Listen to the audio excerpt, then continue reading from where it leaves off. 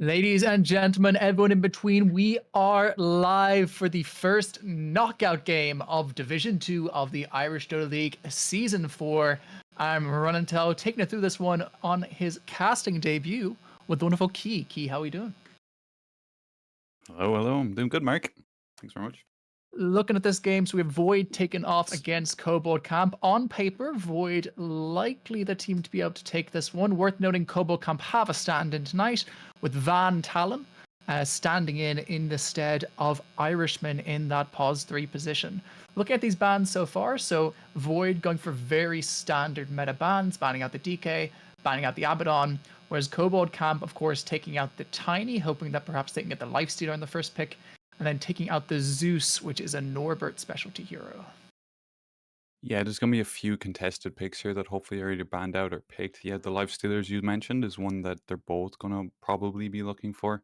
I There will goes, mention, yeah, though, in their last series that they did play, that it was a 1-1, so Kobold definitely have capability here to win this best of three. most We'll have to certainly. see what they pick here now. And Van Talon, a nice replacement to get there. Of course, Irishman has some great games for this team. And Van Talon also a very talented player, so we'll see what he's able to pull off. The Lifestealer does get banned out here. So the immediate thought then in this very exciting patch so far is that it's going to be a Slark next, right? That's kind of on the list of who is next of course in this patch. There is, yeah, Slack is quite strong right now. There's loads of options here, and the patch is so new and so fresh as well that there's definitely room for new ideas as well here. Like I've been seeing Ricky safe lanes here that are absolutely destroying teams as well. So, especially with the freshness of the patch, there's definitely new opportunities here for other heroes to fill the gap here. When I look at the Void, what immediately comes to my mind is Heron. So Heron used to play for the June squad. I know this guy well. He's a big Juggernaut spammer, so I wouldn't be surprised to see a Jug in this game. He also is a fan of the Slark, so I have to wait and see. Kobo can pick first and pick up Jackro, who I think, Very good pick. alongside Winter Wyvern, is the best support of the patch. And the best Yeah. response to Jackro, okay, this is smart. As someone who plays a shit ton of Jackro, I fucking hate playing into Rubik's. It's just Jackro, but better. It's like Jakiro amped up, like, right? Like the bigger AoE on the abilities, like God forbid Jakiro ever gets or Rubik ever gets an Ag Scepter, it's gonna be horrendous if they manages to steal Jakiro ulti. Yeah, great pickup into Jakiro. Now objectively Jakiro is a better laner up until level 6. So they have that going for them. Jakiro is a very strong laner. I'd say stronger than Definitely. Rubik. Yeah, I'd agree. And you see them ban out the Warlock in response, just worried about those lanes already. But I do think the scariest thing for Rubik isn't even the Ag steal, it's the feckin' Ice Path steals are insane. It just does so much with the added duration of Rubik spells. It's a disgusting thing to have in those mid Yeah. game fights. You can actually layer two of them if you manage to get an Octarine on this Rubik eventually, which is just the most Oh my disgusting thing goodness, known to yeah. man. Oh, Definitely, the low cooldown of the spell as well, it's huge. And you get a Rubik with a blink, he can line up those ice pads and stun nearly the entire team, depending on how the team fight's playing out. Okay, ban for Tide and Magnus coming out. They're worried about these big team fight heroes, which I think they were Irishman heroes that he would play, but they seem to be banning it out inside of Cobalt. Obviously, Irishman not here, Ventalion instead. They might be worried about Void picking them up. I think it's also one of those things where, as I mentioned before, Heron very much favors these pause one melee carries, things like your Juggernaut, things like your Slark. Neither of them like playing into Magnus, neither of them like playing into Tide with that AoE Ravage, so perfectly sensible to get rid of them quite early. And they ban out the Yeah, PA themselves. here, all the meta carries being banned out right now are kind of nice, but Slark is interesting, he's still in the pool. Ooh, and a There's bristleback a comes out. Bristleback. Okay, so Obviously, he was nerfed with his with the lifesteal from his quills, but he's still quite strong with the goo facet currently. definitely. And in a way, that kind of solves the issue that you were suggesting earlier, which is that the offlane is rather weak. If it's an offlane Bristleback, this could, of course, still be a pause one Bristle. It's not something I've seen Heron do, but it wouldn't be outside his wheelhouse. Yeah, That Bristleback can certainly rescue a weak laner like Rubik, even into something like Jacaro. it is quite nice, and obviously Rubik can hold the heroes back and pull them back into a bristleback, so it definitely could work as pause one. But picking it this early, you're leaving yourself open for a lot of counter. Um, like say like a Leshrac into the bristleback is quite strong right now because all the pure damage. We'll just have to see how it plays out. I'd say most likely they're picking it up in their position 3, but of course can flex, I guess. In terms of pause woods that work quite well into Bristleback, what do you think? Oh, we're gonna wait right here and see. A Brewmaster gets picked up for Van Tala. I like that a lot. I checked up his Dota buff. He does play this a lot. It's quite strong right now. And also a hero that you don't see too much, and people don't Hmm. necessarily know how to play against it. I think is one of its biggest benefits. Um, have we even seen it at all in this tournament so far? I don't think we have Not much. I sure. think I know Faith Kian plays it on June Squad, but I haven't seen it in Division 2, that's for sure. It's also quite hard as a Rubik to get a steal onto the Brewmaster because you can just pop the Q as soon as the ult is over. So very, very effective at a deal with him. Really nice having that Storm Panda into the Bristleback, being able to put him in the air, just Yep. physically ignore him and get to the rest of his team. So big fan of this brew pick. Huge And they control. follow it up. The Nyx pick, something that has definitely lost favor this Ooh, patch. it has, yeah, because of the changes, but it's definitely still playable. Yeah, interesting pick there from them. Maybe it's just a favorite hero of their position four or something like that. But I'm not sure how I like this Nyx brew lane. It could be okay. Um, I guess we'll have to see what it plays out, what it's laning into. I'd like to see someone that can punish two melee heroes in lane, maybe. Like an Ursa on the side of Void could be nice to just absolutely destroy that lane. Mm. Although brew miss is a big consideration as well. But I'm thinking, knowing Void, I'm thinking Jugger plus a simple pause 5 is probably what they're looking at here. They might 4 the Rubik. Yeah, simple pause 5. There's the Ogre Magi. I think we could see a Juggernaut coming out here. Doesn't care about the mischance from Brewmaster. Able to punish those melee supports. Works really well with the Ignite. That's just knowing Heron as well as I know him. I think that that's likely what we see here. Alternatively, the Slark does very similar. Can purge off the Brewmaster mischances. But of course, Nyx I think is an interesting pick because of just how much they've damaged them. So the big difference to Nyx this patch is you can no longer one-shot creeps with the big mana shot now, which means it yeah. becomes so much less farmed. And there is the mid hero of Avoid, is the Ember. Okay. Yeah, I think I like Slark here on the side of Kobold. The Slark to Cure lane could do okay into, say, an off lane, and it give the tanky Ogre and the tanky Bristler things that Slark that just stand there that Slark can hit and gain stacks off. Um, Indeed. could be quite decent for them. Yeah, they go with the Ogre into the Nyx probably because they don't want squishy supports that are going to get picked off by the Nyx. So yeah, it makes a lot of sense here. And the Ember, I'm guessing, is probably just a comfort pick. You'll get a lot of procs off the Brew ulti as well. Yeah, probably just more a comfort pick, and it's relatively decent this patch, I think. Yeah, it's not something we saw a whole lot from Norbert last patch. Last patch, he was mostly favoring things like the Void and the Storm Spirit. But it's something that has been incredibly popular this patch with a very different fighting style, going for that early Mage Slayer and just standing and right clicking people rather than relying on that side of Fist. It's going to be laning into Onyx. Onyx is a big, big fan of things like the Lina. And if he's done his homework, you'll know that like Ember Spirit into Lina is a really, really nice matchup. But I could see Onyx maybe going for a Pangolier here. It's something that he plays quite a lot. But in almost all of their drafts, he is the last pick. So we'll see if that maintains true here. Yeah, and of course, well, the actual ultimate last pick will go to Void, but yes, they will get to pick against this mid matchup, which they could pick up now rather than getting Onyx's heroes banned out. And yes, there is the Lesh. It's amazing into Bristleback, and Mm. yeah, I love this pick. It's very strong in this patch right now. Yeah, something I didn't mention earlier actually. The Pause 5 on Kobold, who is I think their highest ranked player, very, very good player, Sam, aka Flipper Dolphin, has been playing Jackro even when he's garbage for the last 5 years. It's his most played hero by significant margin. Jackro and Pugna. Like they are already a monster on Jackro. With Jackro the way it is, I'm a little concerned about the amount of damage this Jackro is about to do. And would that be pause four? Is Sam their pause four, or is he Oh, five? Sam is the Apologies. 5. Sam is the Ah, 5. okay, yeah, yeah, no, it's great if he has. Yeah, obviously, if the hero's good, if you're good at a hero and you've practiced it for hundreds of games and it becomes strong in a patch, very good combo there for Yeah. to own. You know. They ban out the So Ursa on there's Kobold, or something you mentioned that they needed to do as well. yeah, they ban out the Ursa for something for some damage. Trying to see what they both need now.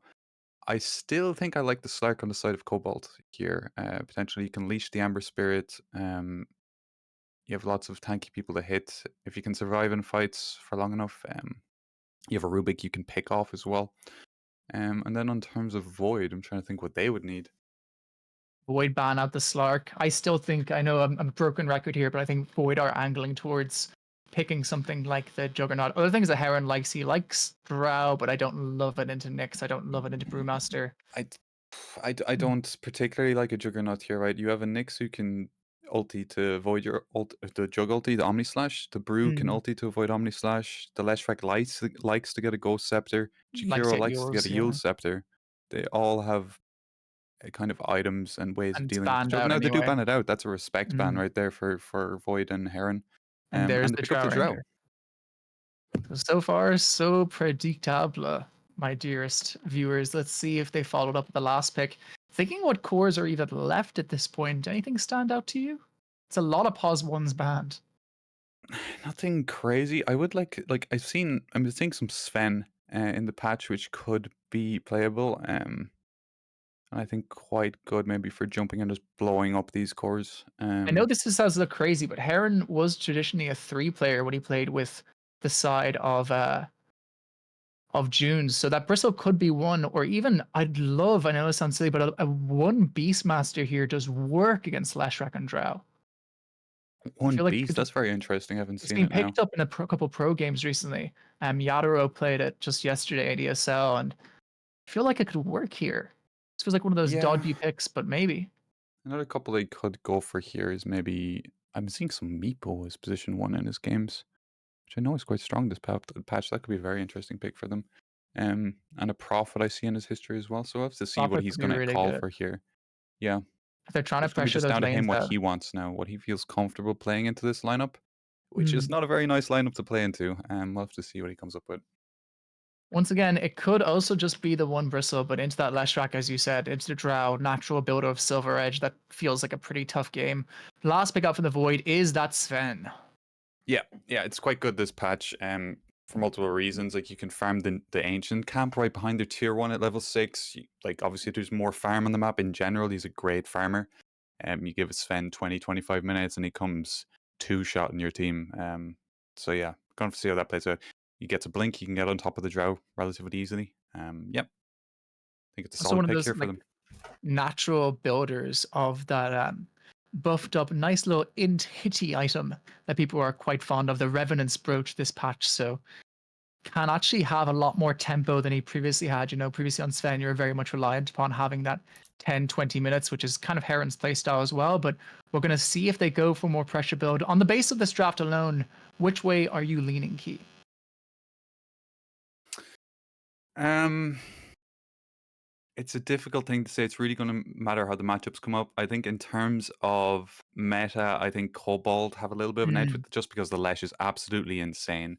But I really think Void can pull it off if they get the timings right on this Sven. I think Sven can blink, stun, and blow up their cores as well on Lesh and Drow. Um, so I think it's really going to be a matter of timings and who hits the perfect timing and pushes and takes the team fights well. We're going to have to wait and see what happens. A reminder to anyone watching at home, this is a knockout game. The team that loses this game will be going home. One of them may have the chance to beat us eventually in the finals, he says with his heart full of hope. Um, of Division Obviously, 2 we're of the going to beat Irish. everyone. Yeah, easy, easy. This is Division 2 of the Irish Dota League Season 4, Round 1 of Knockouts. A reminder, if you're new here and you're wondering what's going on, this is a amateur league made up of Irish Dota players. This is the second division, so they normally kind of hover between the Legend and Divine bracket. And this are two teams who are quite evenly matched on paper, so quite excited to see how this one goes, Key. Yeah, it's definitely going to be a very good game for sure. As I mentioned before, they did go 1-1 in their last series together, so definitely both have a point to prove here, and we're going to have to see what they come up with. And as the best of 3, there's going to be definitely some mind games. Some team morale might come into it as well, depending on how the games go. You know, you can sometimes get stuck down a hole of negativity if you get wrecked in one game. But yeah, we'll have to see. I love Rubik there blocking the small camp straight away. It's nice to have that comfort in knowing that's blocked. Yeah, and that They're new all block kind of spot is hovering really on mid. frustrating. You have to actually take out trees to deal with it now, which is a real pisser for pause 5. Just a very, very annoying word in general. So nice that he already knows that and is able to identify that immediately. But I'm sure Sam on the Jack Row is very well aware of this long-term Looks like pause 5 player that he is. So we shall see if they contest this rune. Looks like Onyx is hoping to go for it on this Leshrac. On terms of level 1, you're facing into a Jack Row. This is never an easy level 1 fight. Train Man taking a lot of damage with the double stun coming out from Playsart at the start of this. Down goes Train Man on this Brewmaster. First blood going into the back pocket of Van Talion on the Brewmaster. Otherwise, Runes an even trade. Yeah, I think Void were a little bit greedy there. They were hoping they could go for 3. Obviously, the 5 heroes show up with all the slows and everything, and it's an easy first blood. Yeah, and a really nice one to get early. Amount of gold onto that Brewmaster. Always a bit scary. Gets him towards that Soul Ring build up very, very quickly. But this mid lane is going to be, I think, the meat and potatoes of this game. From a lot of Kobold's games that I've watched, Onyx is very much the linchpin of the performance of the team. It seems like games where Onyx struggles quite hard, that the team tends to struggle too. That's not to say the rest of the team aren't very good players. It's just to say that perhaps there's a mentality thing there where when he struggles, the team tends to find it hard to catch back up. So I'm going to be very interested to see how this Ember Spirit does. But so far, looking quite nice for the Lash. Yeah, I mean, Lesh is, I think, favored in the lineup, especially with how strong he is right now in this patch. He should be able to get his farm and probably be confident enough to go and gank side lanes as well once he gets level 6 in that. Yeah, we'll have to see how it Yeah, plays out though. It's going to come down to a game of skill, really. he does decide to pick up that Misanthropy talent as well, which does mean that he won't be able to push down that tower as quickly as previously. So those side lane rotations, more important than ever, especially when you have a quite greedy team. Yeah, Lesh kind of wants to hit a timing with an item with Bloodstone and Blink and just go around murdering people with that talent. It's very strong. Obviously, you give up the really nice thing that he used to Oh, be good at, which was pushing tower, but you do a lot of go out damage. here onto the next assassin. They have the blood grenade on him, but they're taking a lot of damage on Hera in order to do so. Throws out the stun. Instead, they go in Van Talon, but he's very quick with that drunken brawler. He is just about able to kite his way out of that Ooh. one. So no kills coming out of that one. Meanwhile, top lane, Flipper doing a lot of damage onto Steven, but not able to convert it into anything. Very close go there in the bottom lane, and perhaps a tale of what's to come with the Sven already 11-4 in comparison to this Drow who sits only 4 last hits so far. Yeah, that's the beauty of a Sven, big, strong melee hero, easy to get your last hits. Yeah, seems like some even trading here, bottom. Sven playing very confidently Less now. even Going now, a in the lot of pit. damage coming out onto Vantana. Really nice double stun from Plezard, who honestly is having a phenomenal game so far in this Nyx. You know, Nyx not known as being the strongest laner, but twice now we've seen him save this brew and got that level 1 stun that secured him the kill for the mid lane. So really, really good Nyx play so far from this guy. Yeah, the Brew is in a bit of trouble right now. He has no more regen. He's going to have a hard time contesting CS here until his tangos come out, which is going to take probably a minute. Indeed, and that minute's just enough time to allow that Ogre Magi to move towards that Lotus pool and pick himself up the 3-minute Lotus, which is not what you want right now. Van Talon being gone on, that's like Hiram being gone on by Van Talon, taking a lot of damage out here onto the Sven, but Bingus is here. He's following him up, but it's not enough. Down goes the Beautiful. Heron. A really nice heads up play. They recognize the fact that he's going for that Wizard Bro. And look at the body blocking coming out from Plazar Huge on plays. this Nyx. You know, Absolutely that dominating this lane. that was great. That was great. The Knicks faked out that he was going for the Lotus, and all that was on the Ogre's mind was, I need to get this Lotus, I need to get this Lotus, and then he didn't realize he left his carry open for a gank. Yeah, so great play there from Nyx and Brew to secure that kill. Van Talen still needs to be careful though. All it Oh, needs is top. one little, yeah, just as we say, that looks like he's going down onto this top. They do lose Flipper, and Van Talen actually survives the go bottom. So two very, very close goes there. The top one resulting in a kill on Flipper, a nice one for Train Man to pick up. Yeah, that's what this Bristle really wants in lane. He wants to dominate. He wants to get some kills here. Yeah, it'd be very sad Bristle if he loses his lane. He's going to be farming jungle camps trying to catch up, so he wants to be ahead, really. Across the map, this brew is still sitting extremely low in this bottom lane, but just about managing to mid-max all of his HP Oh, so far. mid's Keeps gone alive. down. And mid, Oh, huge a kill. run down by Onyx. Poor Malou trying to catch all 3 of these lanes at once. It's a tough one indeed. There's a lot of brawling going down, and that's a really important kill onto Norbert. Yeah, that is huge, and that's the power of the Lesh. You just press W, you use your new Diabolic Edict with the talent that has more explosions, and you just kill people. You just Yeah, stand beside them when they die. hurt people key. What can we say?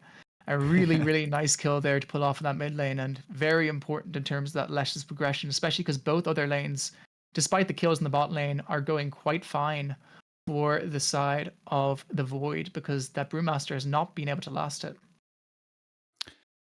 Yeah, I mean, hopefully when team fights start getting going, he won't need a huge amount of farm. His ulti has massive impact even without farm. So, if he can use his abilities right, he should be good.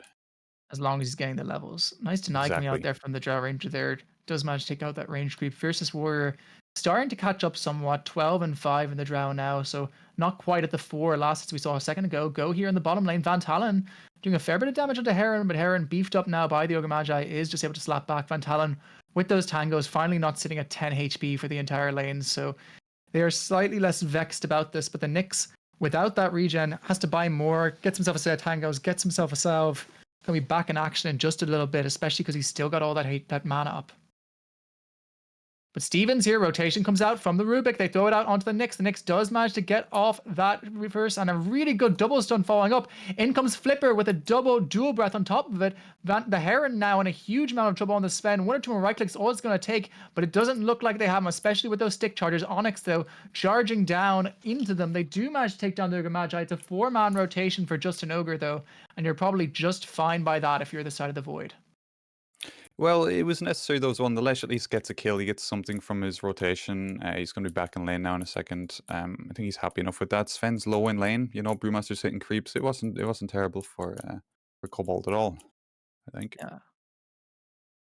Hang on, about to go from terrible to better potentially here onto the Bristle. He is still very tanky though. Doesn't seem like Train Man's going to be able to do anything about this Drow being alone, but he's pushing on to him, doing a lot of damage. But Sam is back, and he's ready to try and make a go out onto this Bristle back. A lot of damage on Fierce Warrior though. Needs to be very careful here. Gets off that dual breath. Will it be enough to take him down? It will if he chives him down onto him. He gets that dual breath, he gets the liquid fire, he takes down the Bristleback. Yep, there's the hero coming out. There's the experience. Sam knows that he can just push in. He's confident with the play, and he pulls it off. It's great play by him. Yeah, and if he's smart, he'll go for this Wisdom Rune. There's only 6 seconds till it spawns. There's no Rubik there quite yet. Doesn't look like they've realized that's open for them, so Rubik will be able to claim that Wisdom Rune. And whereas on the other side, the Ogre's going for it bottom. He's going to try and steal it from them. And indeed he does. Well done by Bingus there to steal that Wisdom Rune. Very important. He will die for it, but you're absolutely okay with that if you're an Ogre Magi. In fact, if he had a TP here, doesn't have one, unfortunately, of cooldown, would have managed to get out. But Vantalion is now dominating as a result of that. But definitely worth it. You know, you get that Wisdom Rune on both sides. You're going to get much faster 6s on your supports. And that's what they're going to need if they're going to hope to kill this big, scary Leshrac. I think it's less about you're getting 600 supports and more about denying their support 6. This Nyx is sitting at level 4 and very unhappy about it. I'm sure he's going to be itching to get his ulti and do stuff. Trouble here, jump in from this big Ember Spirit. They do have the stuns, the Jackro. That is so silly. It's insane. Nice stun coming off and plays out again on this Nyx, able to turn it around. And indeed, they take down that Ember Spirit. They do manage to kill off Fiercest Warrior, but they're going to lose Trainman and Steven, it looks like, from this. Steven does manage to TP out, and Trainman is throwing down that goose. They might be able to get out. So in the end, they're quite a nice trade, one they're happy to take. Yeah, Void are probably happy with that, especially that the Trainman Bristle gets out. They're okay with that, I think. There's a DD top, though. Is Lesh going to spot that and go and grab it? I think he is. That should be pretty nice for him. And with that DD, Onyx is going to look pretty damn scary. They have a ward on it, so they are able to spot it, and they do manage to take it. And now you need to be very careful if you're Norbert in this mid lane, because this Leshrac can just run you down. Indeed, that's what he's trying to do. He pops the Edict almost immediately, forces him to run away, but he does use all his mana in doing so. His Edict is now running out, so he's not going to be able to take down that Ember Spirit. So nothing gained necessarily from that DD in the end, but he does manage to clear a wave and go back into that jungle. Yep, I think both teams are just happy to keep farming here. Surprisingly, the Bristles or the Brewmaster's doing quite well on net worth, second highest net worth right now, considering that we thought his lane was going a bit poorly with last hits. I think it's all the kills that came to his lane. He's just been really recovering. He's dominating already on this Brewmaster, which at a 9-minute mark before your ultimate, you are absolutely laughing if you're in this position. So far, the game looking really good for the side of Kobold camp. And he's 30 last hits behind the Sven, but the same higher net worth, you know? It's the kills are really benefiting him. Kills this patch. They are very, very good, I hear. Closing in now, looking always has been, Mark. Always has been. Always has been. I don't know. You're very much a kill-focused gamer. I've played enough. You've got that psycho energy in you. Got that Bulgarian. You need to be. As a position 4, you just want to run at people and, you know, like a dog chasing a ball. I got you. Can see the dog part, that's for sure. Speaking of dog, what'd you say, Malou? Hell yeah, baby. Hell yeah. There. It was right there, baby kicks. Please don't be upset. I love you. Trainman didn't hit up by these arrows. Could be potentially in some trouble. Does manage to walk away from them in the end. Looks like they're going to try and make a rotation. Now Norbert hanging around this top lane. They could try go onto this drow again. There is a haste rune ready. is going to get it before Onyx is able to snap that one up. And Onyx could be in some trouble potentially if they rotate one more hero over with this haste rune. But recognizing the fact that the rune is gone, Onyx does back off. Trainman still being harassed within an inch of his life by this Jacaro at this point. Yeah, he's definitely being kept low. Pretty static though for now at top. What level is the Nyx? Nyx nearly level 6. We won't be watching that now. He's going to hope to get his level 6 and then make some play based off that. Sven, like that Sven farming bottom would be an ideal target for Nyx right now. And that's the difference in the Wisdom rune. The Wisdom Shrine, should I say. Now, if Nyx had that shrine, he'd be killing that Go Sven right now now farming. out onto Sam, and a lot of trouble here. Gets hit up with that multicast from the Ogre Magi, and down goes Flipper. And Norbert picking up that kill puts him closer to the farm of his opposing mid lane. The one scary thing here, though, is Heron is farming on very low HP, making him very open to these Nyx ganks, especially considering the complete lack of vision in that jungle. He needs to be really, really careful about how he's farming.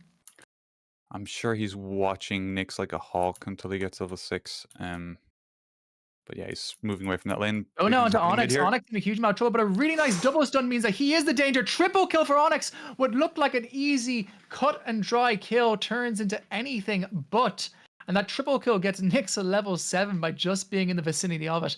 That is the danger of the Death Edict. Yep, that is Lesh this patch in a nutshell. Please patch, Evolvo.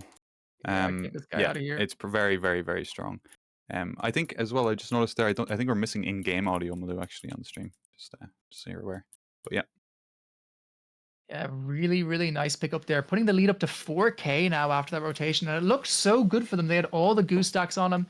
They had the Ember Spirit on top of them. It seemed like an easy go, but it was literally just the Death Edict that managed to take out all 3 of those heroes, which is pretty nutty when you think about it. Sven now finishes up that Echo Saber as well in this top lane. Yeah. The huge splitting earth into the Diabolic Edict just melts everyone and anyone. Okay, they're up top here. They're looking for the Drow and the Rubik. He stole Vendetta, actually. Very interesting. He has Vendetta carries. Looking Could for be her. a big boss. He catches her out. He's behind her. About to run out, though. About to run out. Hits him up. Oh, he doesn't quite get the Vendetta hit. He's 1 second not getting it. And it means that as a result, they lack the damage here and they're forced to turn tail and run. They do drop off the stun from that Ember, stopping that Brewmaster from ulting, getting him away for now. But it looks like this Rubik is likely still in a bit of trouble out on this left side. Yeah.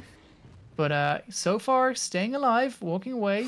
We can just go focus the Rubik for just 1 second. He manages to get out. He got out with the Vendetta again. Next Vendetta. Beautiful escape there from this Rubik. That is beautiful, and that was such a costly rotation. They've rotated with the Brew and the Nyx, and they used Brew ulti for that, and they got nothing. Yeah, the Lesh is farming in the meantime, though. Onyx did not join for that fight, so although it is not necessarily what they would have wanted, it is still pretty decent. The Ember Spirit, though, building in towards that Mage Slayer, that is going to be of critical importance for him, right, Key? Of course, Ember's a great carrier of the Mage Slayer, and Mage Slayer is the bane of Lesh's existence currently. I think he's kind of considering whether or not he should get the Blink or go save up for Bloodstone. Oh, top was a kill. Steven caught out by the Vendetta. Snapped down into the jaws of this Nyx assassin. Simple Vendetta into stun. Manages to pop down Steven, who is actually on a killing spree. So a nice clean 300 gold going into the back pocket of that Nyx. Can we go from current gold to net worth, please, Mr. Moonigans? Thank you very much. So that actually does put the Nyx out ahead of this Rubik now. Yeah, but they did get the draw with that play, so that was definitely worth it for them. But back to the Lesh, I'm interested to see. He did go for the Blink, I believe. Yeah, he's valuing the jump in. Currently, he's hoping to take advantage of that. Maybe group over to his team, do a bit of fighting, and jump into those backlines, get all the squishy heroes. So yeah, it's an interesting choice. I don't know, into something like a Sven. I know you were trying to get him high on top lane. A nice go out onto Train Man, takes him out on the Bristle. Norbert tries to follow up, but takes a huge amount of damage from the Drow. Might go down here, and indeed, down he goes. Flipper with a double kill. It looks like Drow's not done yet. Steven taking a lot of right clicks coming out from these ice arrows. They have another ice path, but the ice path does not connect. He has the pig pole, but the proc of the marksmanship means that they get 3 kills in this top lane. Things going from bad to worse for the side of the Void. Yep, that was definitely a rough kill, and that's exactly what the Drow needed right now. She needed that network injection, and she got it. It's going to be huge for her. Indeed it is, and so far, looking at these network charts, the big standout, I have to say, is this offlane, only 4,100 on this Bristleback, falling behind the enemy Jacaro. As I said, yeah, Bristle from behind is not a happy Bristle, and he's even opting to go Blade Mail just to deal with this Lesh damage, which could work maybe once or twice, but once the Lesh is aware of it, he'll be more careful about it.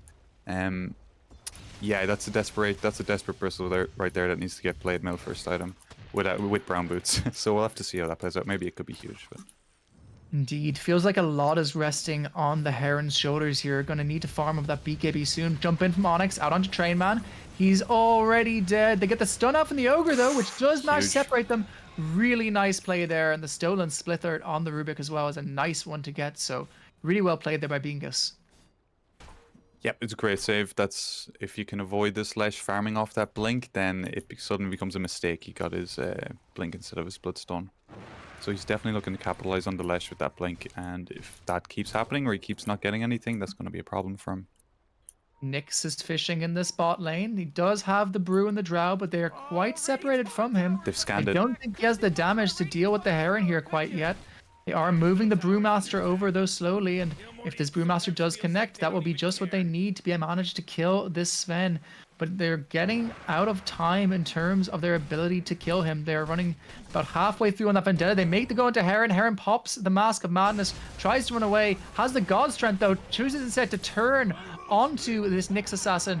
Doesn't manage to connect, and instead now Van Talen's able to do a lot. They do chop down this Nyx, but now they're turning onto these Brewlings. These Brewlings cannot deal with the Sven. The Sven has the cleave to knock almost all of them out, and they are forced to run. So they drop their Brew ult and lose their Nyx Assassin here in exchange for that God Strength. They're choosing to keep going into this though. This might be a bridge too far, especially because Onyx is able The to Lesh jumps in. jump in onto Norbert. Norbert is down, as is the Ogre Magi. He's not done yet. He's trying to go into Heron. Heron, no mana on the Sven, first to run away, and indeed he does. So Onyx does get the kill on Norbert, and it looks like they're going to be able to pressure this tower thereafter. And Onyx, not done yet, still has the Blink Dagger. Heron spotted out. He blinks past Steven. Steven with a nice little hidey hole there escapes the clutches of Onyx for just a little bit longer and is able to push out this lane.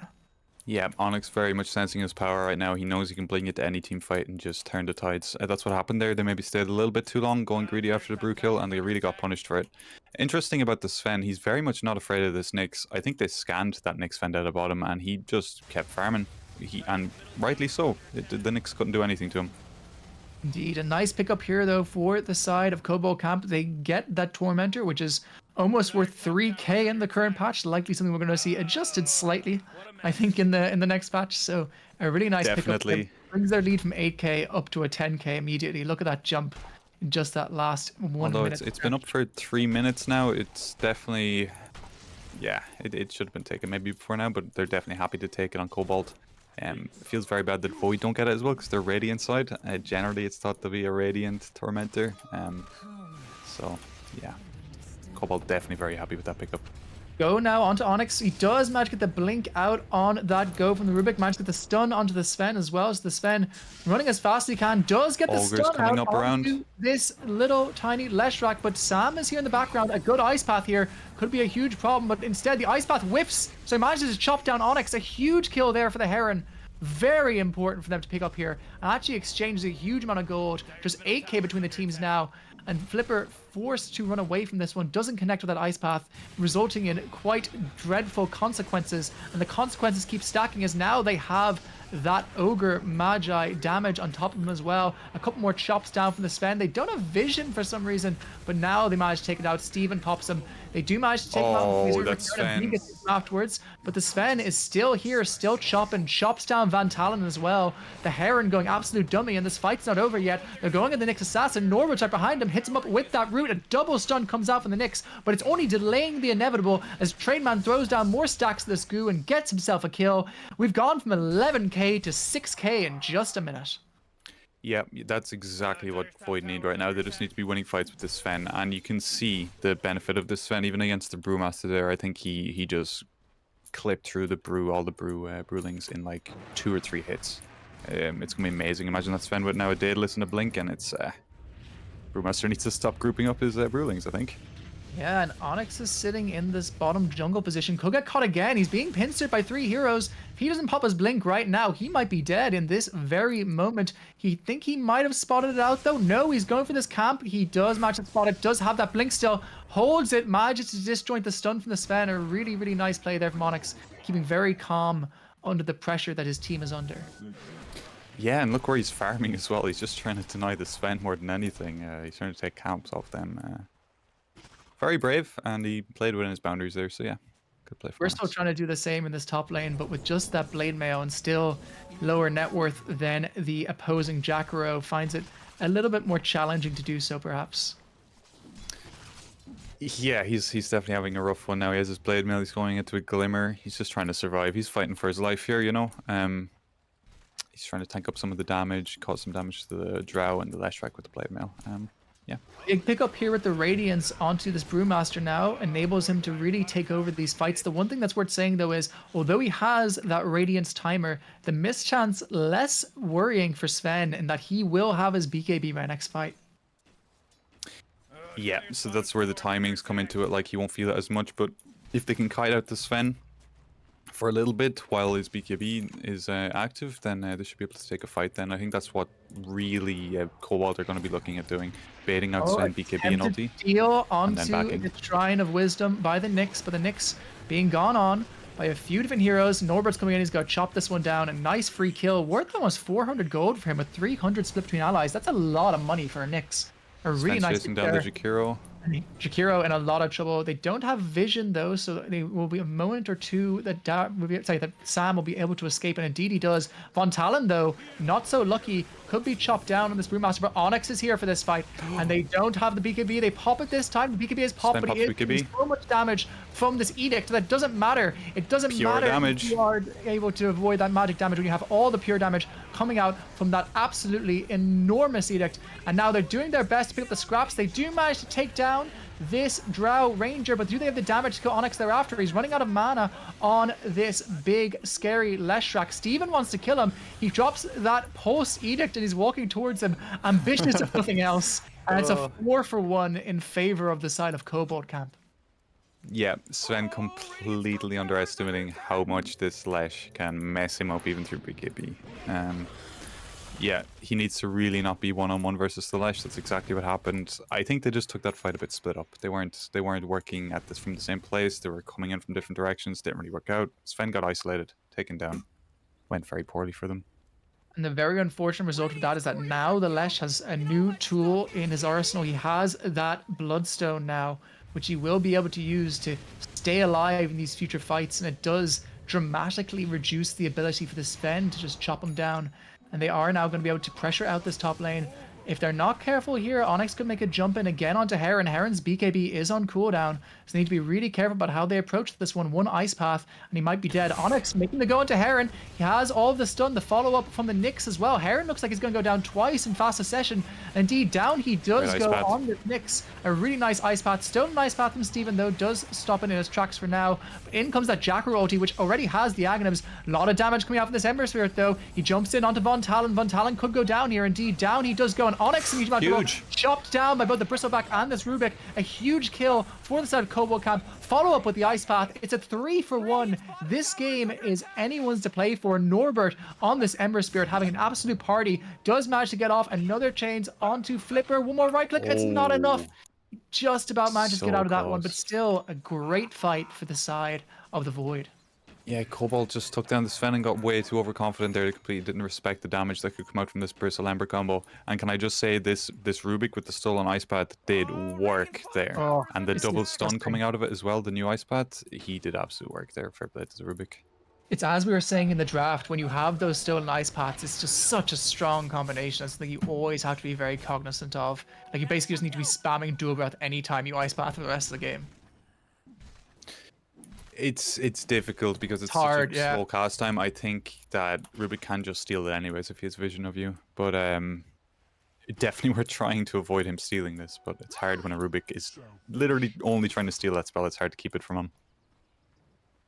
Indeed, and the result of that fight is that now this Sven is able to start picking himself back into this game.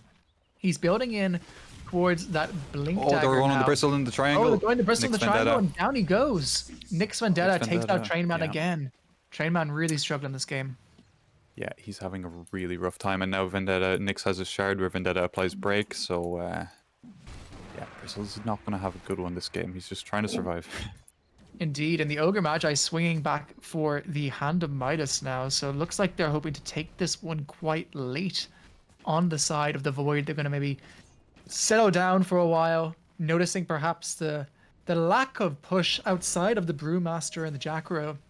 I suppose the Drow does give them a bit here too, but they can probably afford to play this one a little bit slower, right? Yeah, I think he's just weighing his options. What do I even get here? It feels really bad to get a plus 25-minute Midas, but he is an ogre, so it kind of balances out a little bit. And the payoff is, if the game does go into a 50-minute game, you know, it's worth it. But if they're pushing high ground in 5-10 minutes, this Midas suddenly becomes a terrible choice. Sven choosing next to go for that Blink Dagger. Do you agree with this, or would you rather see him go straight into that Daedalus build-up? I think he needs the mobility to be able to pick his targets. He wants to get on the Drow. The Drow hasn't been a major issue in fights so far, but will soon become the way the Kobold are winning fights. And Sven maybe notices that, and notices that he'll need the positioning from a Blink to get onto the targets that he needs to kill, which is probably the Drow. Or the Lesh, who also has a Blink. Movement now into this Roche Pit from the side of this Kobold camp team. They do so much damage with that Edict. Heron's farming this mid lane. If he's not careful... It's scanned out. They scanned it, they know. They do scan it. They do walk away on Heron. The Aegis most likely going to back pocket of Onyx. They're choosing not to... It's going to be close. It's going to be close. They're quite close, though. They need to be really careful here. The Nyx needs to back his team up. The Roche does go down, and now instead just looks like Train Man's going to be in a huge amount of trouble. This is going to be huge if he gets on the Lesh. Sven's on the Lesh. The Lesh is down before the fight even starts. Von Talon is also losing all of his Broodlings. He has only one left.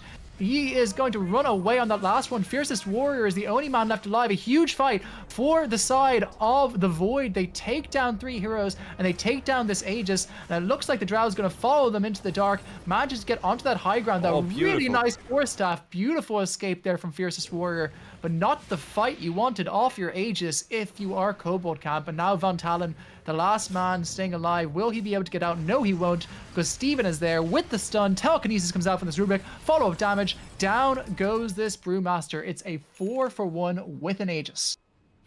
Yeah, it's starting to go from bad to worse a little bit for Kobold here, considering the lead that they had. It just really points out, if Sven gets some nice positioning, if he gets to counter-initiate and come into the heroes that he wants to be hitting, it's huge for them. And that's where this Blink is going to be really useful. He just walked downhill into a Lesh that was fully committed, and he just started hitting, and that's why they won. I have to say, someone we haven't been focusing on who really has been, I think, the stabilizing force this game as well. Norbert on this Ember Spirit has had an absolutely beautiful game.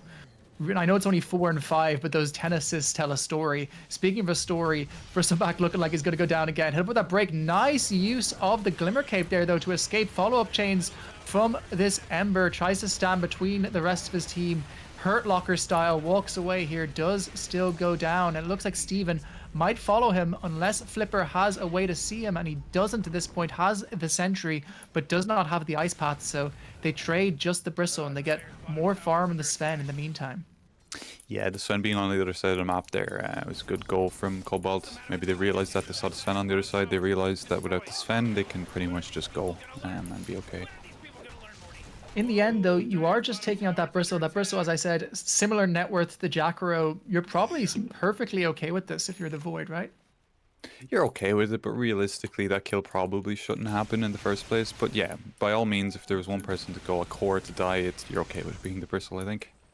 Indeed you are, and just looks like there's now a go onto this Ogre top. The Midas perhaps being... Oh, he already has it. The Midas not delayed and used before he died on the wave, so the efficiency is there, but the issue now is that that Ogre is not there to stand as a meat shield for Norbert. Look at Nyx on the triangle, he's on the Ember. Him. Nyx drops off that stun follow-up from this Leshrac, doing a lot of damage to Norbert, but Norbert gets out on a sliver of HP. They tried to get the Drow to follow him up, but he manages to escape this one instead. They might just get the Bristle, but the Bristle is doing so much snot rocketing. Huge Sven's going to come in with the Blink. Very careful. In comes Sven, he chops those 2 heroes down. Down goes Onyx, down goes Plazart, and now it looks like the Drow is going to follow him. Triple kill now for the Heron. A huge bait in there by Norbert, staying alive on a glimmer of HP, turns this fight around, and for the first time this game, the net worth is switching over to favor the Void. A huge fight there, really well executed. Slivers of execution there from the Void, and really nice jump in from the Heron. Yeah, it's really down to Norbert surviving there on the Ember Spirit that baits all that out. Like, you could tell they were just pushing and pushing just to secure that kill, and they just pushed a little bit too far for the kill. Great play from Norbert there to survive, and then Sven comes in and cleans up when they're all grouped trying to kill that Ember. And yeah, that's the rest. The rest is history after that. I think just looking at these network charts, it's one of those things I said at the start of this game, which is that the biggest issue with Nyx right now isn't his damage, it's the fact that he can't farm easily anymore, right? You used to be able to just pop that Mind Flare in any creep, farm the enemy jungle, leave a small creep in there as a little kiss, and manage to get up those high-level Dagons, but without it, he just doesn't have the same burst potential that he once had. That is very true, and like this patch is favoring supports who can farm neutral camps because there's more neutral camps on the map. You can go farm an enemy's neutral camp. You can get your neutral items quicker. He's still sitting on 4 out of 10 of these mad stones to get his next neutral item. I'd wonder how long he's been on that for. You know, he's going to be far behind on that in that regard. He's vended it up here now, though. He's looking for something. Let's see what he finds. Yeah, Doesn't and look it's one like of it's those going to things be where much. like a 5, 6, and 10 Nyx you wouldn't expect to be bottom of your team at this point, and it's not his fault whatsoever. It's just he has no firing mechanism anymore. You need to get so many kills to make this 4 work in the current meta, and I think we're seeing the weakness of this approach this game. And it looks I like think they're gonna Sven go is for this on. top tormentor take Yeah. now. I think Sven's underestimating how much burn damage this does now. Oh no, he's okay. Never mind. It does like double or triple the amount of burn damage it did before. Indeed, they're going to try to take down this big old shrine. Be nice to get on the Rubik, and indeed they do get on the Rubik. A really nice save if they get caught out by that split earth again. So that save telekinesis, very useful this game. Von Talon could be in some trouble here on the Brewmaster. He farms at the camp, and the Radiance means they can see him. They pop the dust onto him immediately. Has the follow-up stun coming out. Heron pops the BKB and chops him down immediately. But that means no BKB for next fight. But it also means no Brewmaster, who is critical to the success of these fights. This Sven is getting out of control. He can pretty much kill any of their team right now with his proper setup. Nick's Vendetta here near the team, but I'm not sure they even want to go now without their Brew team fight ability. But yeah. Yeah, a really nice game Getting so far very with the Heron. difficult. Bruise- Grain Man being bristles gone in on here. here. A lot of heroes on top of him, a lot of stuns. He's probably just dead immediately. Can they do anything to follow this up? They are moving Sven in has the Ogre gone in. Magi and moving into Sven, but Sven not fully engaging quite yet. Onyx getting rather low on this little tiny Leshrac, and the root comes out with the follow-up telekinesis. Could be in some huge trouble. they need to Nice disengage ulti though here. from the Oh. Jackrow, catches all 3 of them. Huge plays there from Flipper. Saves a team fight that was looking absolutely dire. And now Norbert does manage to dodge away from that Gale, from that Drow, so is able to escape this team fight. But Flipper Dolphin on the Jackrow rescues that fight that was looking very, very dire indeed. Yeah, it's huge. Like the Sven had no BKB. His God Strength was out in like 2 seconds. He just jumped in to hit the Lesh a couple of times. I'm sure he was calling to his team, guys, don't go in, please. I'm not there. They really need the Sven to be up and online for them to take a team fight like that. Indeed, and it's quite a lot of kills to Hemorrhage as a result, and they are able to start knocking on the door of this tier 2. Still within 1k though, still all things considered looking fine enough for the side of the Void. This game's still somewhat on a knife's edge, but I'd still firmly place it in the hands of the Void right now. Would you agree? Yes, I think it's become a very difficult game for Kobold. By all means, they definitely can, but it's just their execution of the team fights has to be good, and it has to be done well so that they avoid the big slam that's going to come in from the Sven with his ulti BKB, and they have to play around that very carefully. And if they fail to do so, they're just going to get wiped in team fights from this Daedalus Sven. Brewmaster does finish up that Assault Cuirass now, which might somewhat help them into the Sven in terms of staying alive during these prolonged fights, but as we said previously, if the Sven just chops them down, the Sven just chops them down. So we're going to have to wait and see if that's even enough. The Gale Guard also being picked up by Onyx. Going to do quite I'd a like lot to of see work here. maybe a Ghost Scepter or Ags here from Lesh. Although maybe just Ghost Scepter, just to avoid some of that physical damage. Ags obviously does the same, but it makes the enemies... It doesn't sync up well with the Drow, what the Drow wants to be doing. They're smoked up here from Void. They find the Nyx. Plays immediately caught, immediately slammed down. Chop, chop, chop. Steven takes that one on the Rubik. Moving into Fiercest Warrior, though, could be caught out here with the chains. Does have the Invis. The Shivas doesn't quite connect, but the Silence does. They need to be careful. Follow up with that Solar Crest, and that Lotus Orb does manage to get him away from that one, though. So good defense there from Bingus on this Ogre Magi. Yeah, that was MVP there was Nyx for being in the right place at the right time to just completely get ganked by the enemy team, saving his Drow in the meantime. Indeed. Sports Get down often with get President. underappreciated for feeding, you know, and I just want to give him the appreciation there for feeding at the right time, right place. Well, as the poster child for feeding on support on my team, I concur entirely. Uh, Listen, somebody's got to go 16 deaths on Abaddon, and I'm just going to be the guy who's going to do it. And that's Exactly. the You know, try. you make things happen. You're a catalyst for your fights. You know, whatever copium you need to tell yourself for your deaths. You know. Somebody's got to be Bambi guard in these fights. That's my job. I don't care about the rest of you. I have one teammate, and his name is Bambino. Okay. Comes the smoke from the side of Kobold camp. Yeah. Trying to make a go, but they do have full metal Sven ready here to get the break out immediately onto this big old bristleback. Not the target you want to start a fight on. No, Heron's in. He pops onto Onyx almost immediately. Has the BKB. One more chop, so he's going to need, but a nice Glimmer Cape saves this little Leshrac. But meanwhile, they have taken out this Nyx. So 1-for-1 so far. Not a bad fight, and they've already used their BKBs. So a really, really good engagement there. They do manage to lose the Drow on the backline, though. Norbert playing an absolute stormer, as we've been saying, on this little tiny Ember Spirit. And as a result, they're able to keep running in now, waiting for Von Talon to respawn potentially in one of those Brewlings, but they are able to get out. Not the best fight for Kobold camp, but could have been a hell of a lot worse with Onyx surviving on about 10 HP. But now it does enable Void to walk into this Rosh pit. Yeah, and that's what I was mentioning about them having to have perfect execution. I don't think running down mid and running into them as 5 is the best thing necessarily. They got the bristle for sure, but then Sven jumps in. Sure, Onyx on the Lesh got out, but at what cost, really? They lost the fight overall. Ooh, Windlace and Notas was being dropped on the ground here, showing that they're living a life of plenty here, perhaps on Steven. Doing their best to get that inventory management sorted out. Send back that wand. You don't need it anymore, Sunshine. Von Talon has had a pretty difficult game so far on this brew, hasn't he? Yeah, and I don't. It's literally the Sven pick really messes with him. It's like, Brew, you want to be able to stay alive. You want to be able to use your abilities on the pandas. He can't do that. He can't run at heroes with his pandas because he'll just get blown up in like 2 or 3 hits by the Sven, and it's a very difficult game for him. Interesting enough, they choose to put the Aegis on the Ember Spirit this time. Obviously, the Ember, a good Aegis carrier, makes use of both the HP and the mana regen. And of course, Sven not getting the God Strength on the Rebirth is probably the thing that made them make this decision. Yeah. I mean, although Ember doesn't seem to ever be in too much trouble in any of these fights, but maybe this Aegis will allow him, because he's playing on the outskirts of fights right now, maybe this will allow him to be a bit more aggressive, jump in, save a remnant or 2 for after Aegis pops, start something. And yeah, it's definitely, once Sven goes down, his BKB is down, his God Strength is down, the second life doesn't do too much.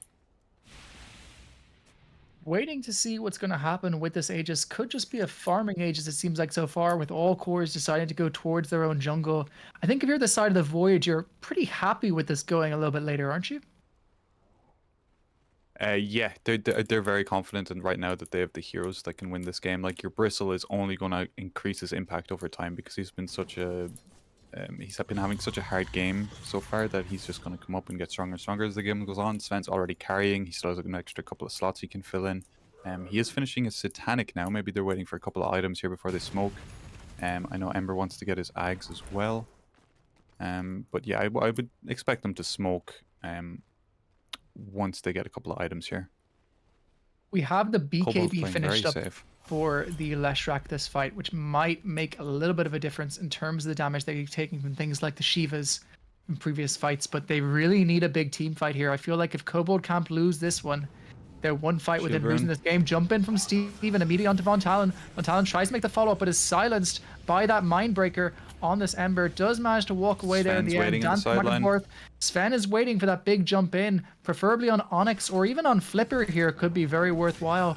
Not having to deal with those Jackro OTs in this fight could be ginormous, but recognizing this, Flipper does stand very far back. Break now applied onto this Bristleback. The Sven is ready though. In he comes. He's not quite there, and instead they manage to chop down the life of this Ember almost immediately.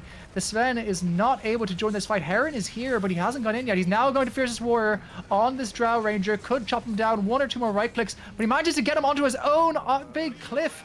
So now he's being kited out on Sven, and Sven is in a huge amount of trouble. 3 heroes down, make it 4. A disaster fight, but instead they do still manage to kill off this Drow. Great team fight from Kobold there. That's exactly what they needed to do. I don't know what was going on with the Sven, whether his blink was getting cancelled on the sideline, but he never felt right to jump in, and that's really what happened that fight. He couldn't make a contribution, and they just got rolled. The one nice thing is they do manage to kill the Drow. It was the Pyrrhic Cloak on Sven that manages to chop him down in the end there. So a little bit of greed, and that's very important for your push, and if the Drow Extremely survives there, important. it's really, really bad for Void. Yeah, But yeah, huge turn here. They have the push now to just go through. Well, without the draw, they're lacking a lot of push actually. But great team fight from Kobold. indeed it is. Now, I think the big X factor and what we saw different that fight was just not having the Ember. I know I've been singing his praises quite a lot this game, but he is the thing that's chopping and slicing these team fights into multiple different spots, enabling the Sven to get the big jumps that he needs. And with Norbert being caught out by the ice path at the start of that fight, we really saw the difference that made. He's building into that Aghanim Scepter. Feels like a BKB might have to come out thereafter. Doesn't feel like the Sanj and Yasha is doing enough here. Yeah, and it could be the change in mentality because he has the Aegis. He feels like he can be in the middle of the fight more rather than the way he was playing previously. So that could have been a mistake that led to him dying there twice in that fight. Like he jumped in, he was trying to bait a big fight with the Aegis, and it didn't happen as they planned. There's a DD bottom now. I wonder who's going to spot that. Indeed. The one nice thing though, as well, it's worth saying, the Ogre Magi, a little bit of the Hand of Midas is starting to pay off. But that Yeah. Bristleback is an absolute hell here. Only 12k on Train Man, really, really struggling. But I like that he's gone for items that benefit his team to try and fix this. Yeah, like he's trying to contribute in his own way. He's got his Lotus and his Glimmer Cape, and he's trying to build into a Halberd now just to stop some of the right click damage from the Drow. Yeah, it's nice the items that he's going for. He's recognizing that he doesn't have the net worth that he wants, or that he should have. You know, there's the Drow coming in on him here. Indeed, could be in some trouble potentially. A lot of damage coming out. Heron's on top of Onyx though, and Onyx 1 or 2 more right clicks away from dying. Yes, down he goes. Chop, 1600 crit coming out from the Heron. They trade off the Bristleback for the Ogre Magi and they trade off the Ogre Magi and the Bristleback in exchange for that Leshrac. You are probably still okay with that if you're the side of the Void. Yeah, you're 100% okay with that. Those couple of fights that went Kobold's way really let them get these couple of items. That Lesh looked a bit difficult for the Sven to take down. Like the huge advantage they had before was Sven was so big he could just chop down anyone, but now he's having a little bit of a hard time doing that. Indeed, and we're seeing now with the pipe finish on Von Talon, it's a lot more difficult for the Ember to have the impact that he once had. The stolen dual breath is able to push this lane out quite well. Throwback with telekinesis out onto the tower, but looks like Fiercest Warrior just gonna pop off that iceberg, stand on top of it, do a lot of damage onto this tower, and it looks like that might be a tier 3. They choose to pop the glyph very early here before the creeps even arrive. An interesting decision, and recognizing the early glyph, they say, hey, cool, free racks for us. Even without they're recognizing that Leshrac, Sven they is would just pop essentially these on down. cooldown right now. Indeed, they're trying to go though, even when he's on cooldown. Fiercest Warrior in a lot of trouble potentially on this Drow Ranger.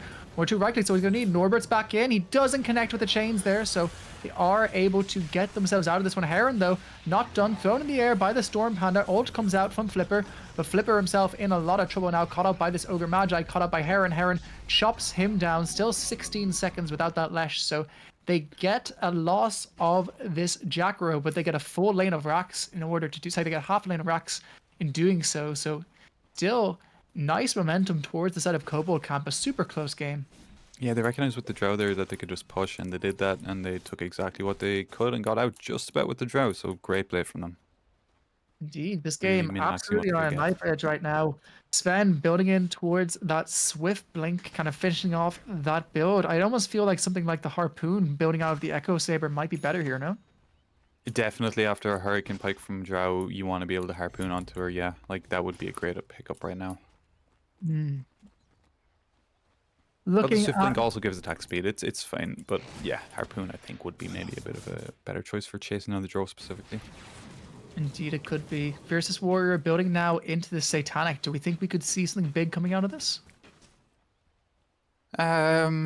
She just wants to be able to survive on the Drow a bit more, especially when she goes in on this Bristle. They seem to be just initiating on the Bristle every time with the breaks and taking him down, so they want a bit of life recovery after that. I think maybe an Ags could be nice this game to slow everyone down a bit. But I mean, Satanic is fine, or maybe even a Butterfly to force the Sven to get a MKB. I do like that we have the Ghost Scepter out on the Leshrac now. So last time Sven had a hard time killing the Lesh, now he's going to have an impossible time killing the Lesh. Indeed, Bingus sitting in this mid lane, trying to make himself a focus of attention, pushing down this wave, hoping that he can stem the bleeding somewhat. And they have. They've exchanged this almost 8k lead that Kobold had after that last push into just a 4k now, and they are somewhat stymieing the bleeding, even though it is still suggested that the side of Kobold are in the driving seat here. Yeah, they have been in the lead for most of the game. There's just a small period there where the Sven started snowballing a bit, but they really stemmed that snowball, and it was really nice to see. So the game's gotten static a bit now again. Smoke Feels like coming that out from one fight mid Void where they here. caught out Norbert was very, very important. But this could be an equally good catch if they do connect. And Heron is here, and Heron has all the things he needs. He's farming up this jungle camp on this Drow Ranger. Drow could be caught. Indeed, there he is. Oh, Caught the out. tornado from Very the creep! unfortunate. It's a inside agent catching out Fiercest Warrior, throwing him back, and there is the harpoon. He's listening to the casters. He got Very, the very nice there harpoon, he's indeed. listening. But now, huge He's trouble in for the trouble, though. Sven. The He's on Lesh. top of the BKB fast enough, and down he goes to the Lesh almost immediately. So it started off looking like a very successful fight, is now looking a bit doomed. And Train Man juking and jiving, going in and out a few times. I don't know what his goal is here. I don't think he does enough damage to be able to do this. And indeed he doesn't, as down goes Train Man on this Bristleback. Steven forces out that Glimmer Cape, tries to survive, plays out doing a lot of damage, follow up with the Ice Path coming out from this Jackaro, means they do manage to get that 3-for-1, and Bingus now in a huge amount of trouble. Onyx on the high ground, chasing him down, goes out. That TP does manage to get away from this one, so it's a 3-for-1 in the end there, which started off looking like an ideal go, ends up being a bit of a disaster off the fact that the Sven just went a little bit too greedy. Well, like you look at the damage done from the Lesh there, 7,500 damage. But can I just say MVP creep for pulling in the Drow at the perfect time? That was hilarious. But Oh. even then, they all grouped up on the Drow and then just got gone on. Like, but Lesh can pump out huge amounts of damage, as we can see with this this Diabolic Edict. Indeed, and he's Here we not go. done yet. Bingus stands too close to the tower. Here comes the buyback coming out from the Rubik.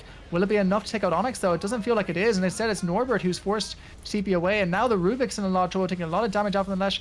Does manage to survive through that one, throws out some Fade Bolts back. Do we have buyback on the Sven? We do, but he doesn't want to use it for this push. He wants to hold on to it for a more dangerous one, and he might not find it if they don't go soon. They don't have the Drow, which means their push is a lot slower, but they do still have this Brewmaster who's able to do quite a lot himself. Stolen Split Earth with the Shard is able to force them out. For now, they might just get the one rack for this. Not even. The one rack stays alive on a sliver of HP. 13 HP there. Yeah, there it goes. Yeah, good control there from Kobold. They realized they just take another half lane. They're happy with that.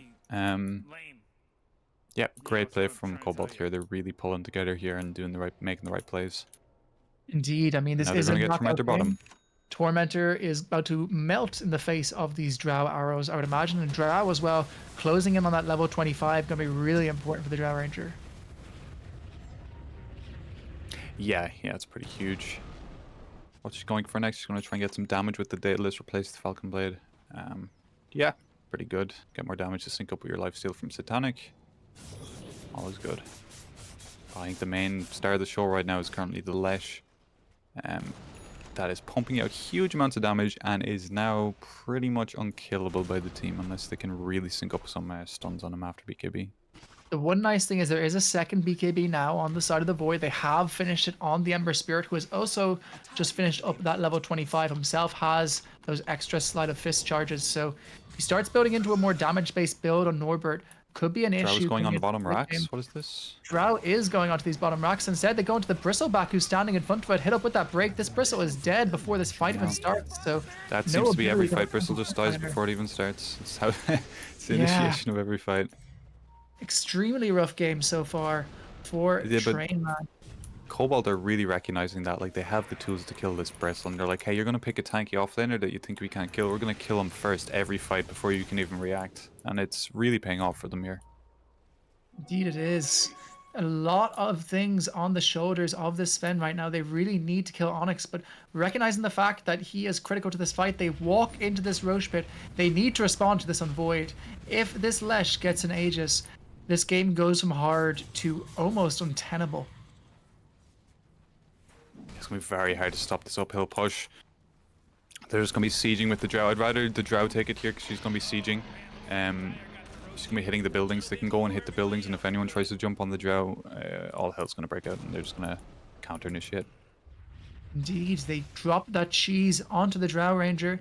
This next fight will spell the most important fight of the game, perhaps. If they're able to persevere on the side of the Void, they could turn this one around, but looking really difficult with the amount of damage on this Drow and with that Aegis in the back pocket. I see that Lesh has gotten an Ethereal Blade now. I hope he doesn't get baited and cast the Ethereal Blade on an enemy instead of using it on himself to survive. I'll have to watch that and make sure he doesn't do that. Also, I would Indeed. like to see the cheese on him, but I guess there's not too much he could drop for it. He could drop his boots maybe for the cheese, because it would be really nice to get this Lesh topped up in the middle of a fight. Could be. They do still have a lot of things stopping them from jumping in on the Lesh at this point as well. Brewmaster having the refresher for this next fight just does mean that I don't know how they protect these racks. Even if they kill all of these heroes, these racks still feel like they're going to go down. Yeah, it's a huge amount of work Sven has to do here, almost insurmountable. I don't know how he's going to do everything at once, and it seems that's what he needs to do. Indeed, this Drought Ranger hops up onto her iceberg, pops out a ton of damage onto this tier 3, doesn't need to worry. Reckless Abandon. Jump in though from Plowzard, doing a lot of damage onto this Ogre Magi. Ogre might take out here, and indeed he does, but Onyx also taking quite a lot of damage on this big, scary Leshrac. Ghost Gets the Scepter. stun just in the nick of time and drops the Ghost Scepter to save themselves. So really nice play there from Onyx. Thrown back with the Telekinesis. Bristleback tries to connect in onto Onyx, but is caught out instead by the Drow. But Onyx still might be going down here to this Ember Spirit. Nice Ice Path coming out from this Rubik. But in the meantime, they've lost their Bristle. They've lost their Ember. Buyback from the Bristle. Buyback from the Ember. Will it be enough? It doesn't feel like there's anything they can do. And they're doing so much more damage. They bring back in this big old Bristleback, but they know they can pop him quite easily. Norbert, though, less difficult to pop. Onyx with the buyback now on the Leshrac. The Leshrac goes down here. It could kill something, but it's not quite enough. Trainman die back on this Bristleback. A difficult game for Trainman becomes even more difficult. Another rack's going down, and they're going for the GG push now. Just the Sven and the Ember left, and the Sven has used his toolkit. He doesn't have the damage to stop this one. Tier 4 is falling for the Kobold camp. Kobold camp, they are doing it. They're pushing through this mid lane. They just need a little bit more. Ancient now exposed. Right clicks raining down. Age is still in this Drow. The last Fortify is used, but it doesn't feel like it's going to be enough with all of the damage coming out from this Drow Ranger. Jump in from the Ember Spear. Tries to do something, anything. Gets hit up with the stuns, gets hit up with the silence. That might be all she wrote for this game one. Sven ulti in 4 seconds. He jumps in, but he's caught out by the Jackro immediately. That couldn't have gone any worse. Kobold camp take the game one. Wow, very well played from Kobold camp. They had their patience. It was looking like it was all sliding away from them there at one point, but they kept their composure, they kept to the game plan, and then they just turned a huge fight in that mid lane with when the Void had Aegis, and that really turned the game for them. An absolutely massive fight there for Kobold camp, a really important win. And now the side of the Void are just one game away potentially from elimination. Folks, we're going to take a quick break and we'll see you in just a few minutes for game 2 of our series between Void and Kobold camp.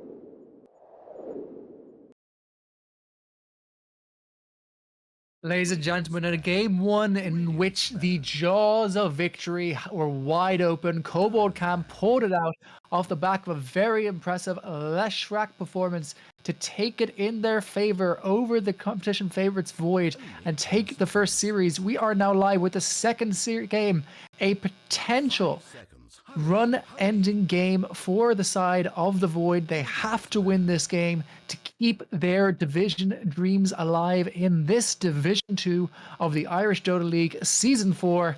And to take you through it, Run and Tell here alongside, facing their casting debut, my dearest Pause 4. How we doing, Key? Pretty good, pretty good. And you can see immediately from Void that Jakiro and Lesh are out. Indeed, they are. And the Abba is still in, interestingly. They do take out that Dragon Knight, but Abaddon's still left open. Could be a really, really nice pickup here. The Lifestealer ban, the first pick is on the side of the Void. So very open for them to take here. And indeed, if I were in their position, that is probably what I'd do here. There's no DK, there's no Lifestealer. I take myself an Abaddon. Yeah, it's very strong hero right now. It depends on what they. Well, it'd be interesting to see what they pick here because as first pick, they're going to pick something that they think is strong and that there's nothing left in the pool to counter it. I'd like to see them focus more on their mid matchup this game. Giving Onyx such a great game last game on that Leshrac really made the difference. So I'm interested to see how they're going to play that in this draft. Indeed, and Onyx is Leshrac banned out. Onyx has so far played quite a number of similar heroes in a lot of the games. We've seen a lot of Lina. Obviously, Lina nowhere near as good as it used to be. So it'll be interesting to see if they choose to stick to that here. Tidehunter, the first pick for Void, a very stable meta carry, and they choose to ban out the Abaddon, suggesting that they don't play it at all. Yeah, they don't play it, or they just took more value over getting a solid core for their offlane here. Like, obviously last game the remaster did suffer a little, although he did overcome it and he was able to have an impact. They decided to secure that comfort pick maybe for their stand-in here, which is, or no, sorry, not the stand-in on Void. My apologies. Yeah, it's the stand-in on Kobold, who's the next pick, though. The Night Stalker, be able to Le Stalker de la Nuit for the French Von Talion. A very, very nice one to pick up here. Oui, bien sûr. Oui, oui, je suis le Stalker de la Nuit, et je suis ici pour jouer du Dota et tout. And he is here to do some damage. What do you make of Night Stalker in the current patch? I think he's still quite strong. Obviously, they are Kobold Camp Dire, or are they Radiant? They're Radiant. Okay, well, I think it's an interesting pick on Dire because you get to swap the Tormentor up the top. But yeah, so it is quite strong in general in the meta just because the silence is very strong. He's just a good hero that can run at their supports. So they definitely won't want too much squishy supports. Tidehunter doesn't really care too much about a Night Stalker so much, but we'll have to see what unfolds here with the draft. The Jackro also banned out in the first phase by Void this time, obviously recognizing the fact that Flipper, a huge fan of that hero. Other Flipper heroes still left in the pool. Pugna is one that comes to mind for me, and Shaman was the other one I was just about to say. Shadow Very Shaman strong. picked up here, definitely a Sam hero. It's a very strong hero right now. Yeah, so it's nice to see that. It gives the disable lockdown for lane. Like, you want to see what it's going to be paired up with. Yeah, it's a great laner, and it's great for pushing. It provides a lot, and it's just very strong right now, so a great pickup for them. One nice thing, though, is that the kind of heroes that Shaman likes working with, these melee big cores, things like potentially your Ursas, like your Slarks, the Tidehunter has a decent time into all of them with the exception of that Slark, although Ursa at the moment, a little bit tricky for Tide, a bit of a dead lane, so I think they're going to have to ban out both those heroes if this Tide's going to have a decent lane. Yeah, or they might have other options for it. I do like the idea of a Slark right now, especially because you have two now tank heroes that are going to stand there. You have a Shaman to set up some hits for the Slark. You don't have to worry about the Lesh AoE damage killing you in ulti as Slark. It's looking like it could line up as a pretty nice Slark game if they play it on the side of Kobold. They definitely do. And Weaver is the pickup of Void. Now, I'm not quite sure what lane this Weaver is going to be going into. I'm unfamiliar largely with the pause for Steven on the Void, but if this is a 1 Weaver, it feels kind of scary into Night Stalker. And actually, no, it's going to be a 4 Shaman. That's the Sam Pugna. Oh, okay.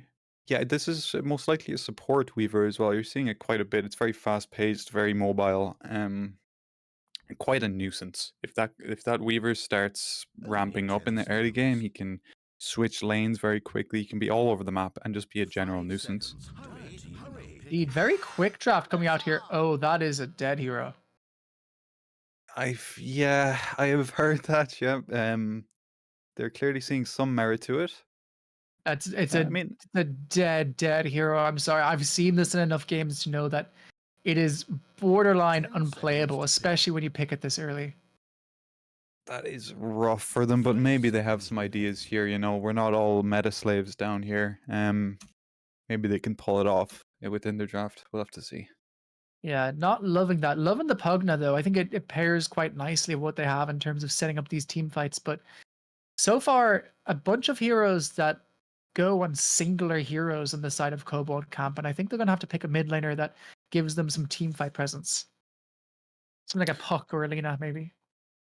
Yeah, definitely. They definitely need some sort of like kind of big area lockdown. There's a Magnus coming out for the side of Void. That's There's another Heron. interesting pick.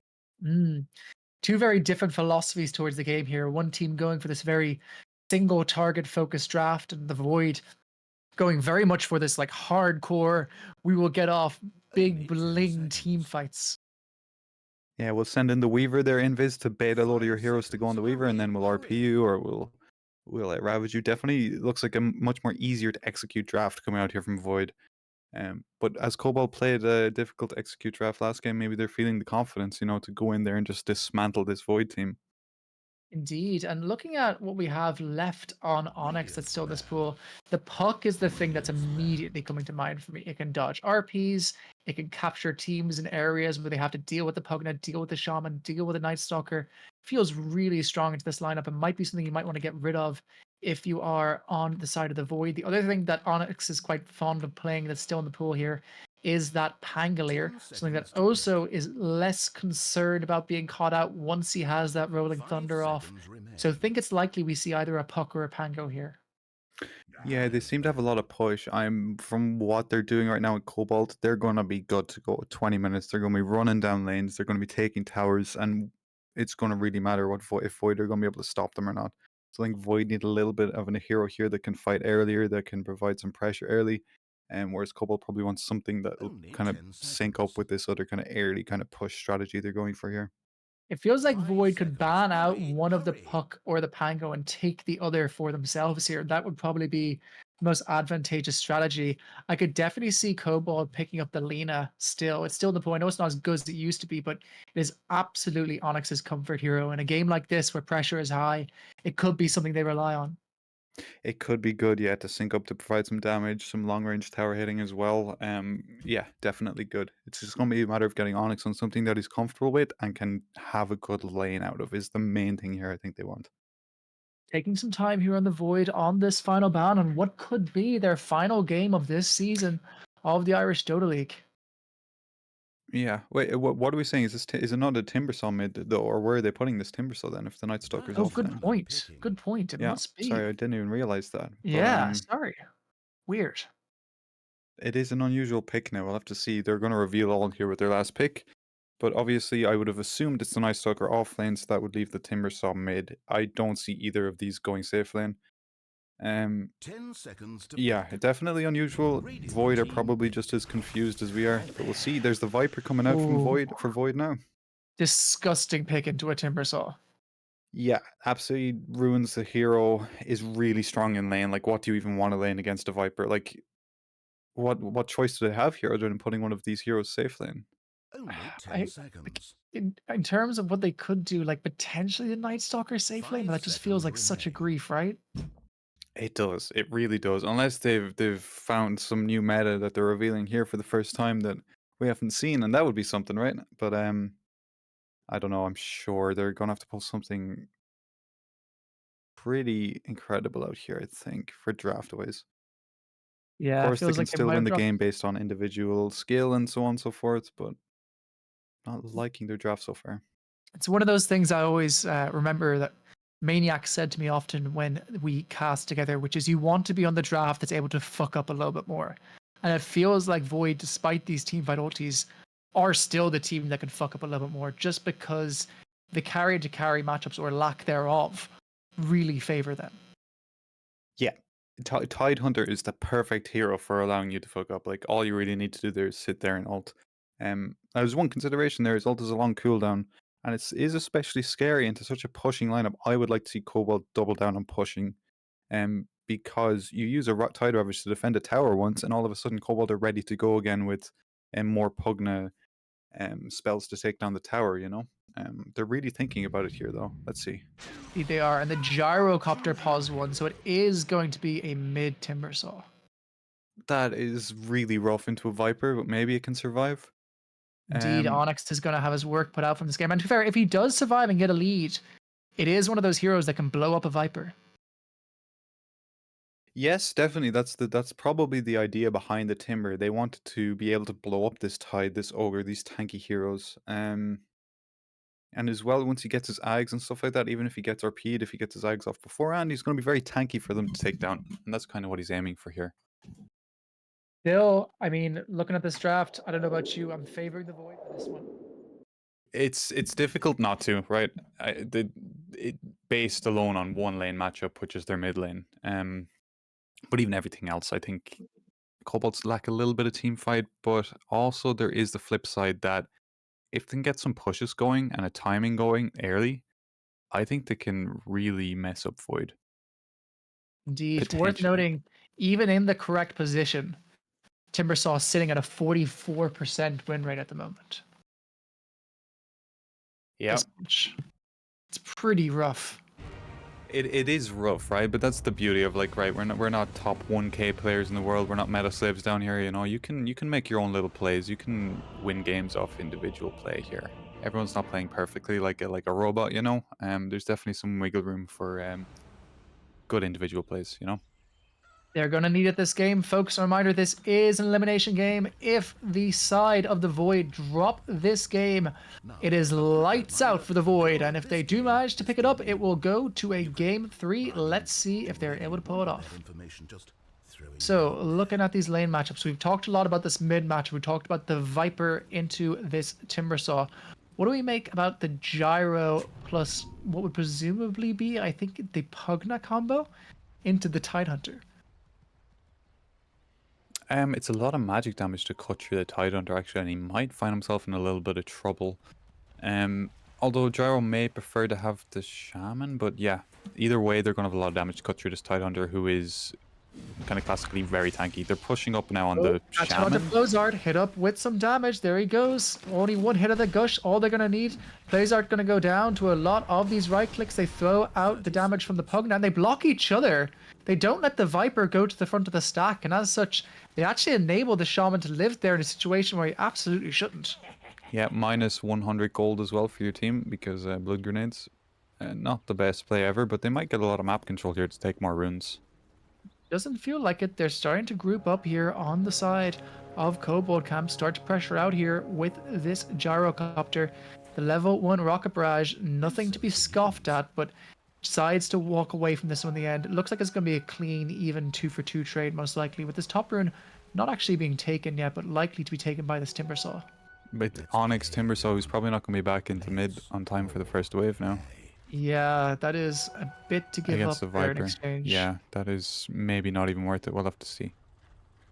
We will have to see. We both those last nice. Thank you, Mr. Milligans. Okay, so Viper, as you said, able to take down this first wave with reckless abandon.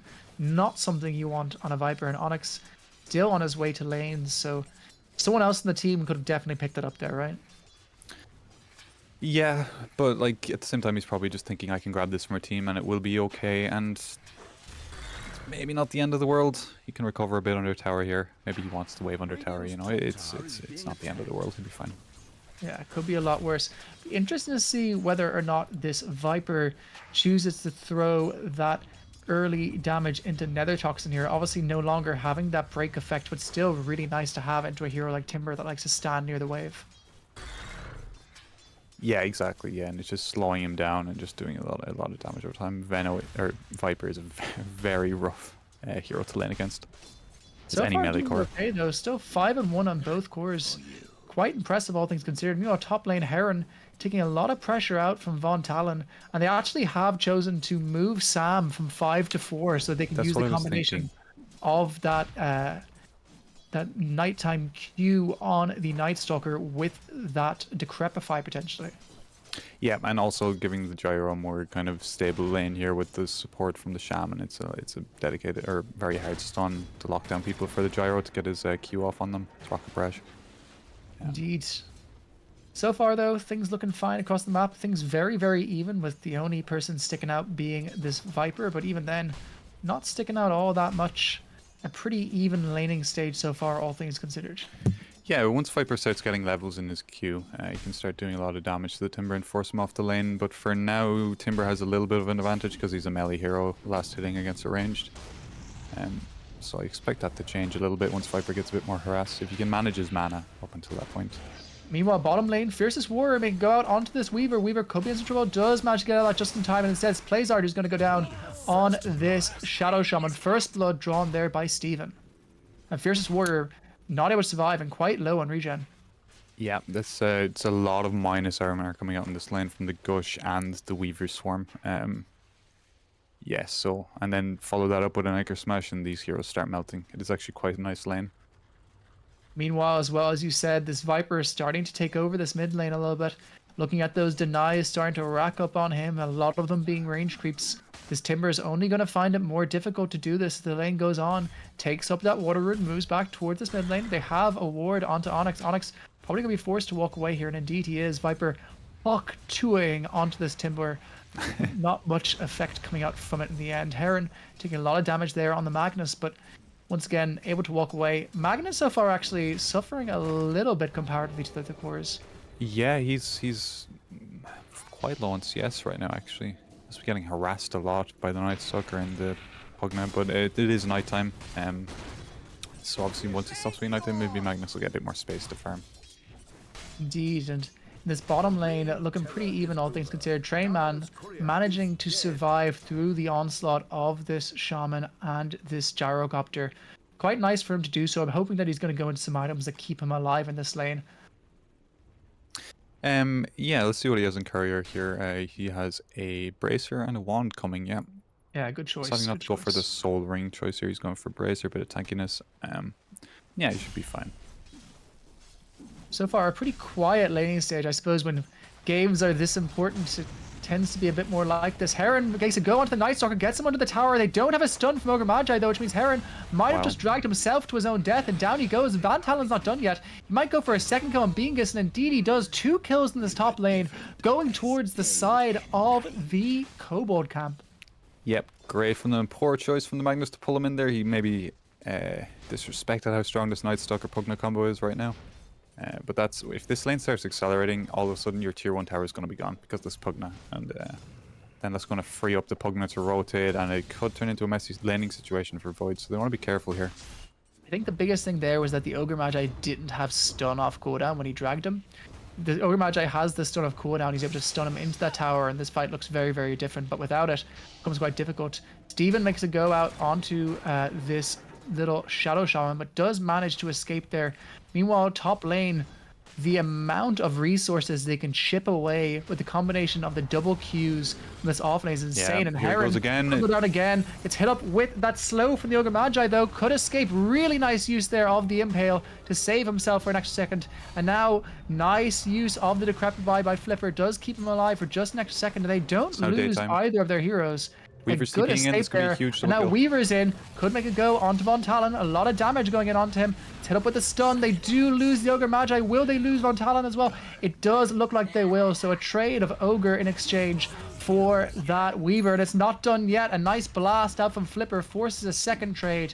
But the Weaver gets the kill afterwards. So you're happy with that XP. But Heron on the back of that doing a lot better now on this Magnus. That was huge for the Magnus this game there. If Magnus dies again, like, it's really rough for him to get back into the game and get back to the lane. So one thing I want to that point was a big, out really huge play from the quickly. Weaver. Have a look at the last hits and denies in this mid lane. 33 Yeah. and 15 into 15 and 3. Yep. That Holy is moly. as expected from the draft, right? Like, this Timber cannot touch the mid wave, and we need to understand that. And I don't even know what he does. He tries to get XP level 6, and he just starts going to the side lanes. I don't know what else he can do. 6-minute rune Very, coming very up now, little, though. it feels like. He's going to need to get this if he's going to try and stand a chance in this lane, to be honest. All he has so far is the boots and this bottle, building into those arcanes. Now, Timber, a hero that can theoretically come back, but with the gyro in your lineup, it feels like a lot of the farm you'd hope to get in that Timber simply won't be there. He can do a lot of damage. Like, let's say he gets a smoke rotation from the Shaman, he can definitely easily kill this Viper if he has enough mana to do it. So be hoping from some of the supports or some of his team to realize that he needs help in this lane. So it's either going to be he has to leave the lane and go to a side lane to try and make things happen, or get a support rotation into this mid lane to try and slow down this Viper and help out your Timber. It's going to be really important. Problem with this mid lane now, though, is the Viper does have that level 6. That Viper strike is up, whereas the Timber is still level 5. So Viper threatening a kill at any point from this point on will likely just static the waves towards his own tower or push in this mid tower. It's really good. This 6-minute rune is kind of huge right now because the Viper has enough mana for his ult plus 2 poison attacks, which isn't probably enough to kill the Timber, right? He needs more mana. He has 1 bottle charge. He really needs the 6-minute rune on the Viper. If Timber could get it, it would be very good for him. It's bottom Let's or see how no? to do so. It spawns top. It's an arcane rune, and Norbert works straight for Yeah, it. he has it. So It's now exactly the Norbert, rune you want as with well. that arcane, definitely going to be able to force out Onyx. Onyx does spot the obs though and takes that out for a nice bit of gold and XP for him. So not bad at all there. Actually quite a nice thing for him to get. Maybe the most gold he's gotten in the last 3 minutes perhaps. Yeah, exactly. Now, and we got Wisdom Shrines coming up now in about 30 seconds. Let's see if there's any unusual activity around them. I like this change that happened in the new patch with the Shrines instead of the runes, which is nice. It allows for more play around them, so it doesn't look As like a too much is gonna clockwork happen. spammer, I'm not a fan. I love that I used to be able to just drop a cogs and guarantee my runes. I missed that. It was a lot of fun. Yeah, I hated that as a 4 when I'd come up to the rune and like there's just some position 5 standing there with a stun and takes it. Like it's very frustrating. Bottom now is going on the Weaver with the gyro. Indeed, there Pocket is a lot of barrage. damage onto Fiercest Warrior. Could be in some trouble. A nice use of the chains there. Might manage to kill Steven off it, but they're going to lose Playsart and they're going to lose Ruber in exchange of doing so. Down he goes. Weaver actually stays alive in the end there, so Train Man getting a lot out of that go. That was so close to being great for the gyro, a double kill, and that's exactly what he needs right now at this stage of the game. But went completely the other way, and very unfortunate for them. Indeed, and not getting much out of this at the moment, perhaps waiting for that next nighttime. And in the meantime, Norbert, by nature of that kill threat, is able to keep farming up on this Viper. This Viper is only going to get bigger. Yeah, exactly. It's going to be a huge problem for them. They'll need to do something about this Viper at some point, otherwise they're just going to be at the mercy of this Viper rotating and killing everything in his path. Indeed, and with the heroes they have, I mean, the Night Stalker can survive them, but this Gyro absolutely can't. No. In fact, Viper +1 could probably kill anyone on their hero, and then anyone on their team, and then you add in a Magnus that can come in and RP, it starts looking very bleak. Indeed. So far, a much nicer start for the offlaner for Train Man Pokemon as might well. find Magnus here in their jungle. Yeah, could be some issues here for the Heron. The Heron he was being spotted chased out. down, but spots him Pinged almost out and immediately. Viper's connecting. Throws in that slow Viper with the connection now. Yeah, Could it's a dead take out Pugna. this Pugna. Oh, Pugna goes to the TP, but he's going to be stunned out. But now, potentially drops in this Ogre Magi as well. A nice kill there. Bingus getting that last little bink there, saying, one step closer to my Midas, baby. I don't have a mid laner. Yeah. Onyx still just, kills Steven in the meantime with rotation bottom. Oh, great. That's exactly what I was talking about. Timber cannot be mid. He needs to be doing things in other lanes. He got a rune. He got a power rune. He got an AD. And got a kill from it. Great. Very, very good play there from this Timber. Can we see those networks, please, Moonigans? He's hanging around bottom Thank here you, on the boy. Timber. He's going to try and Night dive. Stalker having a surprisingly nice game. Jumping in bottom onto Train Man. Train Man could be in some trouble here. He has Oh, the he Ravage against misses. TPs. He throws out the Hex. He If he does the misses. Ravage here, he's in a lot of Yeah, trouble. they Ravage realize it's all up. going wrong. They throw out the ult, and it's gone to all of them. Down goes Onyx almost immediately, and Plozart next going to be down to the Cocktuas from this big, scary Viper. And indeed, down he does go. Double kill for Norbert. Well done to Train Man, holding that Ravage just long enough, and the TP from Onyx is not fast enough to stop that go. Yeah, a bit of a desperation play from the Timber there. He knows he can't go back to mid. He has to make something happen bottom here again. He goes for it. Unfortunately, the spellcasting isn't there. Misses a couple of his spells. Doesn't connect on the Shaman. And yeah, goes terribly wrong for them. In the meantime, though, it does look now. like they're doing a lot of damage onto Magnus, but they have TPs coming in with the RP. He dies right afterwards, but they might get some follow-up. Steven, at the moment, more net worth than the enemy Mid laner, quite interesting on this Reaver, but double kill there for Flipper. Really nice rotation. Von Talon forced to escape out of that one. Does have a Lotus though, could choose to go back in here. Steven making a go now onto this Night Stalker. A lot of damage onto him. Has the Gush as well with the follow-up. A lot of right clicks could be enough. Out goes the end of that Dark Ascension, and now it looks like instead it's the Night Stalker could be in some trouble being chased down by this Weaver. Weaver, a couple more plinks is all he's going to need. Will he do it? One more right click's all he's going to take. Will he survive? He does not. He takes out Von Talon on this Night Stalker. A really important, really big kill for them to get. They bring back in Flipper to try and punish it, but Bingus is here ready to try and punish that. Instead, now it could be Flipper who's in trouble. No, indeed it is not, because the giant serpent word, the big snake. We didn't even see this. No chicken fingers. This thing gets crazy, man. You need to hit it like at higher levels. You need to hit this thing like 60 times, and it smacks people. It's going to be interesting to see how that plays out later in the game. It does feel like Viper's pretty good at hitting it though, right? Yeah, but still, Refresher Shaman can start taking bases with this thing. Dive in now onto Heron. Von Talon doing everything he can to try to finish him off. But meanwhile, Fiercest Warrior looks like he's going down on the gyro. And indeed, down he goes. A nice kill for the Heron to get as well. 300 gold into his back pocket. Things going quite well right now for the side of the Void. They throw out the Gush from Von Talon out onto Trainman. Steven's here though on this Weaver. Weaver having so much impact so far in this game. Seems to be everywhere all of the time. The bane of Von Talon's existence right now. Heron taking a lot of damage. Not enough where he's going to be threatened out though. They do force the rotation of the Shaman, and they are just going to back up out of that one. Yeah, that's just by the nature of the Weaver. He has so much mobility, he can literally be everywhere at once. It feels like that. You can use this gate to get from top to bottom and then just, be everywhere at once almost. A lot of pressure being put on the Kobold side here. I was hoping with all this action that was going on top, Gyro would get some space, but it seems like the focus has been brought back down to the bottom lane, and now he's forced to go jungle here. They found the Weaver. At least they probably got the Weaver here with the Crippling Fear. It's going to be enough for them to take him out here, one would imagine, but he has a lot of regen. He doesn't about survive that one. So Von Talon getting a very important kill, and the triple bounties that fall thereafter actually end up putting the Timbersaw from on parity with the Weaver to 800 ahead now. Yeah, very rough game for the Timber is expected. See how it plays out. Night Stalker's having a great game though to compensate for it. So we'll have to see what the Night Stalker can do. Indeed. He is going Phylactery. I thought this item might have been dead from the patch because of the cooldown, but I guess he still benefits the extra burst damage with the Trouble here for this Shaman. They do have the TP rotation though coming out from this Timber. Could be some damage here coming out onto him, but no, it does nothing.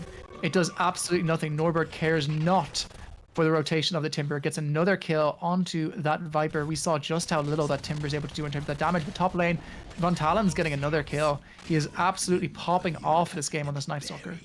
Yeah, he is popping off. Gyro also TP'd mid for that, so that's really slowing down Gyro's farm. If Von Talon can just make space here for his team, that's kind of what he's hoping to do. Him and the Pugna are doing wonders for Kobold side right now. Indeed, it feels like that offlane is what they're entirely hinging on almost this time, with the Magnus getting off to a nice start, decent start anyway, and the big old Tidehunter as well, creeping up those net worth charts. Onyx is hoping to make a rotation towards this top lane, but they have full vision of him trying to do so. So Bingus catches him out with a stun as soon as he comes in, and the follow-up slow as well. They do manage to throw out that little bit of a timber chain. You have to show a bit more respect than that, Bingus. You could be in some trouble here. Coming in. They have Norbert behind them. Ravage coming in. The brakes on them. Ravage is ready, but he's silenced by the Night Stalker. Can he get it off before he dies? He's not taking any damage, so indeed he will. A big 4-man Ravage pops out. Von Talon now in a huge amount of trouble. Follow-up with this Magnus RP. They take out Onyx, and they also take out this Night Stalker. All they get in exchange, and losing this Shaman, all they get in exchange so far is this Ogre Magi. And Flipper, the last man left alive, is very, very speedy, but we're going to see if they can make their way out of this. Not as speedy as this Weaver. Goes to the TP. Do they have the skewer? They have it, but it's just a second too late. A nice escape there for the Pugna, and a bit of space for the Gyro, but in exchange you lose 3, and you almost definitely lose this mid tower thereafter. Yeah, I mean, it is a bit of desperation coming out here from Kobold. It feels like they feel like they need to make a play happen here when they're grouping up and making space for the Gyro. The Timber's like, I can't farm anywhere. I need to just kill something. Yeah, and even it wasn't even that much space for the Gyro. The Gyro was in the fountain regenning during that fight, so it is difficult for them now. Magnus connecting here on the bottom here below this Gyro. Indeed he is. Magnus Slaying onto this Gyro. Gyro could be dead almost immediately thereafter, and indeed he is. We look at the amount of damage that new max skewer build does. It is just filthy, and they lose their pause one again, and now Norbert able to set himself up into this bottom lane and just keep this lane pushed to get that bottom tower. Interestingly, they don't take the mid tower yet. I feel like this is a bit of a mistake insofar as it opens up so much for them, but at least with this bottom tower, they can translate it directly into a take on the Tormentor thereafter. Yeah. A lot of Kobold's game now is hoping that the Gyro can get online. And it seems to be getting slowed down. A bit of trouble, getting hit up with another slow. A lot of trouble now. They don't have the Viper this time, which could make a difference, but it doesn't look like it as Onyx is butter in their hands. They almost lose the Ogre Magi, but he does manage to survive, and now in comes Norbert, ready to chop down Flipper. Flipper's Glimmer Cape is doing far more than it has any right doing this game, but Train Man picks up the kill there. And I gotta say, this Timber, I mean, someone in the chat was saying, what kind of lies is Bambi feeding Run and Tell? Timber not a dead hero. Not so sure about that. Radiant's middle tower is being attacked. Yeah, it's No more middle tower. it's maybe still fine in very specific situations, but as in general, from how it used to be in the last patch, I think it's gotten a lot kind of generally worse. Especially into this Viper mid matchup, it's really not what the lane you want with Timber. With Timber mid, you want to have an okay lane where you can farm and then rotate and do a lot of damage and be killing the people that you think you wouldn't be able to kill. Timber gives you that ability to kill big tanky heroes like the Tide, but he didn't get the lane he needs, and he's struggling a lot. Interesting as well, Fiercest Warrior going for that Crystallis and Falcon Blade build-up, which is normally the more early game, less flash farmy build, means that he's going to be behind for longer than perhaps he ought to be here as well. Going to have a bit of a tougher time catching back up as Gyros historically can do. We're seeing a grouping of heroes down toward this bottom lane. I'd really like to see them going towards this Tormentor. They have daytime, so they're not worried about the Night Stalker. They have the lead they need, and this could bring it from a 5k to an 8k with a 15-second dedication, but they're choosing not to do it here, unfortunately. Yeah, someone's after pinging it there. Gyro's pinging it. It is in the top lane now, which is it's normally in the Radiant side, but because there's a Night Stalker, it's in the top lane. So yeah, it would be a nice pickup on the side of Kobold, since Void are not paying too much attention, although they are gradually moving up that side of the map. It would have been a nice thing to sneak in for Kobold before now, maybe, but... Indeed. Ravage up on Tidehunter now. It's back. He's able to do so. So Train Man just able to stand at the front of these fights, and bait goes. And we saw last fight, even with all the damage on Kobold, they're lacking the damage to kill the Tidehunter during the crippling fear. So that Ravage is all but a foregone conclusion at this point. And the team of the Void march towards this Tormentor with reckless abandon, little fear about any response coming out from the side of Kobold camp. But they're TPing in on the Timber Saw. It looks like they might want to try and get a fight out of this, but they take it way too quick with that Viper. And they get the shard onto the Ogre Magi as well, which is quite nice, getting that fire shield. Yeah, great pickup for them here. I would like to see it done 2 minutes earlier, but you know, it's all working out fine for them. They could probably pressure this top tower now. We'll see what happens. We'll have to see. They still Maybe have not. their Ravage up. They have all of their things available to them, but Heron decides to leave the fight, so suggests that they aren't necessarily wanting to go for this. Meanwhile, they're trying to rotate the Timber onto this mid tower, trying to get back some map control, and this could lead to a bit of issues here for Onyx. He's being chased down by this little Weaver, hops across the river immediately, perhaps spotting that this is an issue for him, and he does manage to escape that one. So a nice escape there from Onyx. Yeah, it's a bit difficult now. He's a haste rune as well if you want to do something with that. They're just going to need to get a couple of items here and try and fight into Void maybe, or maybe they just want to stall the game completely because they can't really fight into a Ravage. It's very difficult for them.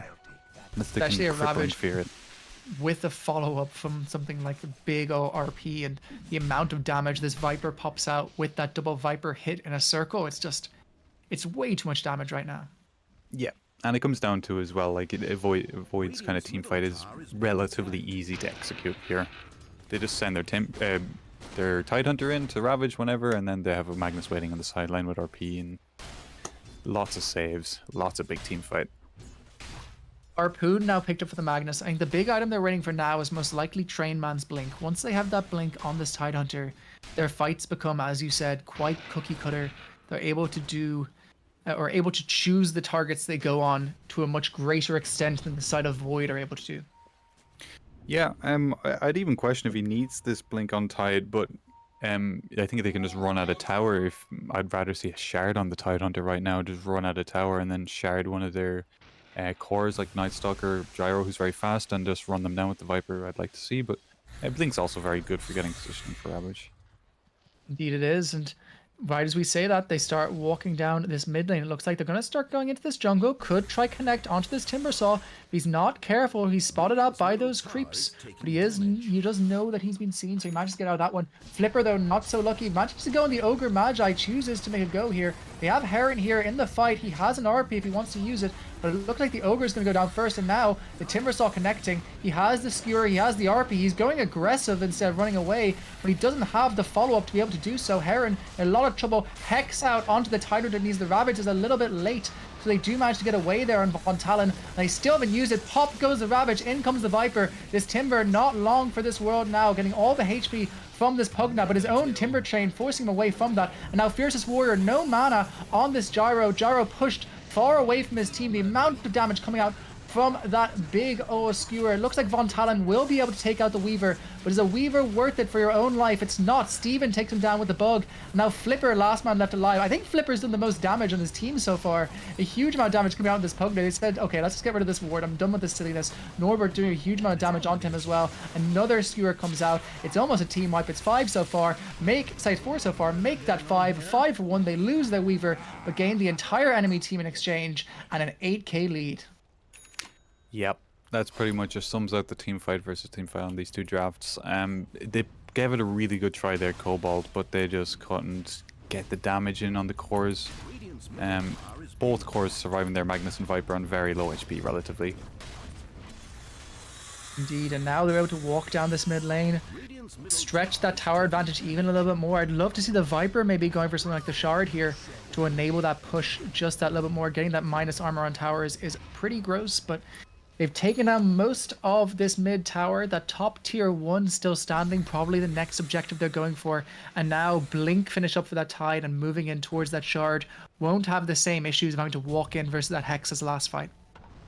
Yeah, exactly. And the huge reveal there from Weaver, he got an Orchid actually. So this Weaver is actually popping off in position 4 with the Vessel and the Orchid. He's having huge contribution in fights. Yeah, Steven, honestly, my MVP so far this game. I mean, Norbert's obviously playing incredible. They left the haste for the for Onyx. Onyx does manage to get away with the haste. Otherwise, that was an extremely dead Timber. Right as we sing the praises, you know, you gotta stop doing that. It's the caster curse, you know what they say. Onyx still almost dies. Click the rune, guys. Just click the rune next time. 4 straight back to base as soon as they're out. Going for what looks like an Ags build up here onto this Timbersaw. Shard picked up now though for the Pugna. I genuinely think if we looked at damage dealt, this Pugna has probably done the most in this team. He's having huge contribution in fights, yeah. Don't feel like that should be the case, but he is really playing Pugna well in these team fights. He's also not getting focused though, I think, in most of the fights. Yeah. Couldn't agree more. Especially, it feels like they've been lacking vision for him in the last couple of fights. That's something supports really are going to need to be on top of in this next fight. You know, Steven going for that very greedy build. Has the dust. The huge thing with Pugna is the heal that he gets from his ward. He just has so much sustain in fights. And double TP's coming up top here. Indeed, looks like they're going to go for a fight. Von Talon making it go onto Heron.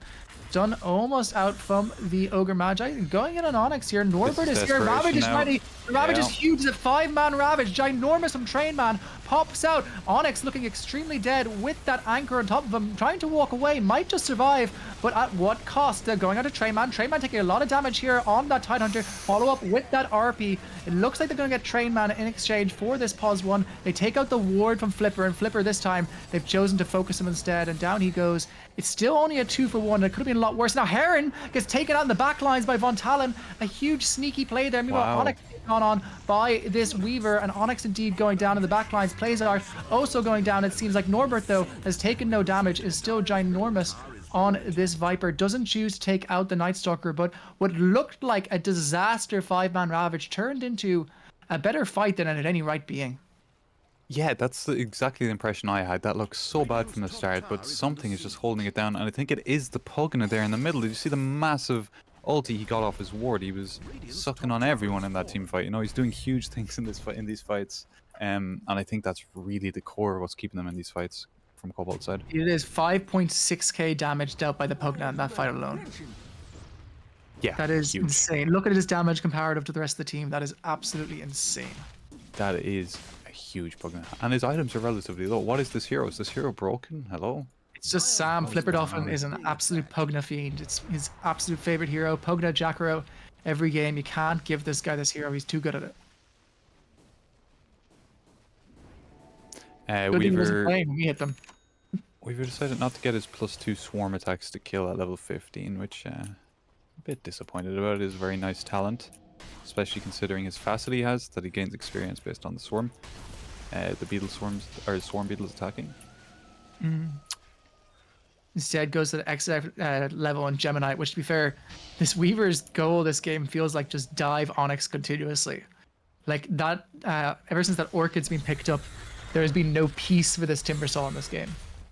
Yeah, Timber does have his Ags now though, which is quite nice if he can get it off before the Orchid, but he kind of needs something right now to kind of purge this Orchid. Indeed, he's going to need it. Smoke comes out from the side of the void. They're moving in towards this bottom lane area. They do not have the Ravage into up on Gyro. the Tidehunter this time, but they do have out that big catch onto the Gyrocopter, onto this Timbersaw, hit up with the RP as well. He has the Ags though to keep him alive just that little bit longer. A little bit longer is long enough for Van Talon to get there. All Van split. Talon does a lot of damage. They're very split, but the Ravage does come off cooldown now, and they do manage to take out Onyx. Meanwhile, Van Talon doing his best to fight into this big scary Magnus, but can't quite do so. Eats a creep though, goes back in onto the Magnus. The Magnus could be in some trouble here, taking a lot of damage. Train Man trying to rescue him, but can't do so. So Van Talon once again saving these fights to a certain extent, but in the back lines, Norbert Godlike gonna take out Fiercest Warrior as well. Another big kill for this Viper. Steven might be in some trouble. Van Talon once again, the shining star for the side of Kobold this game, but it's not enough. Yeah, no, it was a very split fight. There are two huge things happening at the same time. They had Magnus and Tidehunter separate from the rest of the team, which I really think wasn't good for Void. They need their big team fight heroes to be together with the rest of their team. And I think it would have been a much more favorable result if Void were all together. The one trade-off though was that the Pugna was not able to do his nonsense that fight in exchange for it, so it almost feels like, considering how much this Pugna is doing, that they had the more favorable team fight result despite that. Yeah, no, definitely Pugna is being huge in these fights. The Viper though is still completely untouched so far this game. Yet to even die, bageling out of control, as we like to say. 9-0 and 10 on this Viper so far. He's only getting bigger. He's finished up that S&Y now, and is likely going to be building into some of those later game items. Perhaps the BKB here just to keep him alive in these fights. Yeah, Nightsucker's having a huge impact on these fights as well. He's pretty much soloing out the Magnus and trying to take out the Magnus in each of these fights, which is he's having a huge impact. But yeah, as I said, the Viper is currently going unchecked. That's a big issue for Kobold right now. Indeed it is, and for having a look at these levels as well, this XP facet on the Weaver is doing work. He's level 16 on the Weaver. He's actually out leveling the enemy Gyrocopter. He picks up the swarm attacks to kill now. That's going to be quite nice. If he can get that on 5 heroes in a fight, that's very annoying for them. Aaron catches out the Nightsucker. He pops the BKB, but it's not going to be enough because they have that shard on this Viper. He's able to do a lot of damage, but in comes the Pugna. But a really good RP means they just chop down that Pugna and they chop down that Nightsucker. And now this tower is all but free. Yep, Magnus very Not done angry at yet, the though. Nightsucker. They've caught out Onyx on this Timbersaw. This Timbersaw in a huge amount of trouble, getting hit up with the Hawk to us. In comes the Skewer from the Magnus, pushes him further towards his own team. Down he goes on Onyx. That's 3 heroes dead. And now the mid lane has opened up. Fiercest Warrior standing quite far forward. This is very dangerous. Gets hit up with that Anchor Smash. It's a chain feed from the side of Kobold Camp. And it seems like Playsert wants to join the fun. Last man left alive. Last man to die. Down he goes. It's a 5-man wipe with nothing in exchange. And they get rid of that Mass Serpent ward. Yeah, huge dead in water coming out there from the tide to lock down that gyro. Yep, just chain feeding pretty much from the side of Kobold here. Not respecting this harpoon from the Magnus. Being able to just suck them in and pull them back. Unfortunate. They're not getting a really good chance to defend themselves here. Just getting pushed down and steamrolled one by one. Indeed, Flipper, of course, try to do what he can with this, but jump in from Magnus is definitely a threat here. They need to be cautious of, and they get him. There it is again. Caught here again. Down he goes almost immediately. Tries to do some funky plays with that Nether ward, but Heron, now that he has this harpoon, is not in the mood for these shenanigans. Yep. Typical. Normally it's a blink harpoon skewer that people get caught by. Now it's just harpoon skewer, you know? You don't even need to blink. They're dealing so much damage. That's the second fort used now, so that is pretty much your last fort for the foreseeable future now popped up, but worth using because they do have the rest of the team back now. But because we've waited so much time between fights, because last fight they didn't need it, the Tidehunter still has the Ravage ready. Yeah, and we've RP up in 15 seconds as well. Void are very happy with if Kobold were to go on them now or try and look for something, Void are ready. Indeed they are. BKB finished up for the Magnus now, so that Night Stalker not able to rely on that crippling fear to take him out of the fight, still able to use that skewer, get out of these fights. They're trying to push in that mid wave to create some form of counter siege, but it's very hard into that Weaver who can just pop back and push back this lane. Trademan as well closing in on that level 20 talent. The Viper going for the Butterfly next. Yeah, and Weaver also picks up this Lincoln Sphere. I hope he's planning on using it on one of his cores so they don't get shackled. I'll have to see how he uses it though in fights. There's a lot of things to break it though, it's worth saying. They have the Hex, they have the Decrypt, they have the Rockets, they have the Void coming out from the Night Stalker, but it looks like they're going to move towards this pit now with this Viper. It's been scanned by the Radiant. Indeed it has, but do they have the team fight to stop it? They have the Gyrocopter. If he's left untouched potentially, but he doesn't have a BKB on Gyro, and they do have a Ravage. Oh my god, a lot of damage coming out from that cooldown. Quite scary at the start of this fight, but if they can take out Fiercest Warrior here, it's going to look very, very different very quickly. And they're showing out dying all the very quickly. Roshan, the Viper is flapping his wings. They've Aegis on Viper, and they've chopped in Onyx. Onyx cut like butter.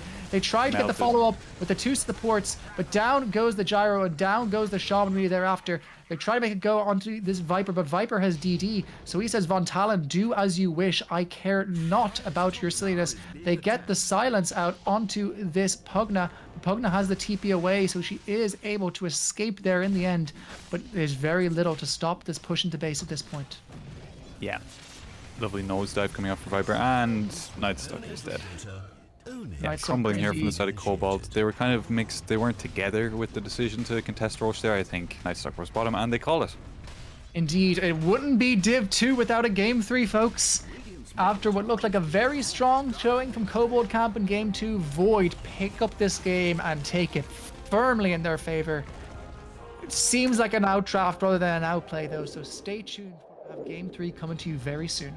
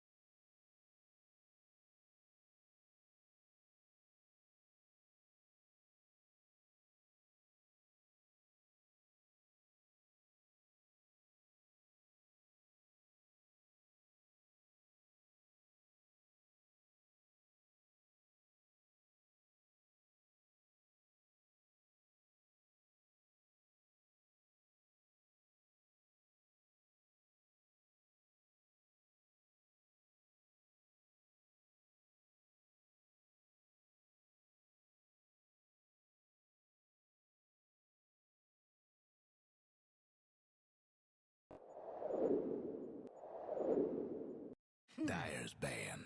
Much like a modern Shakespearean tragedy, the story of Kobold Camp this game has been one in which they have been plagued with a fatal flaw, that being the 10 flaw of seconds to go. hubris.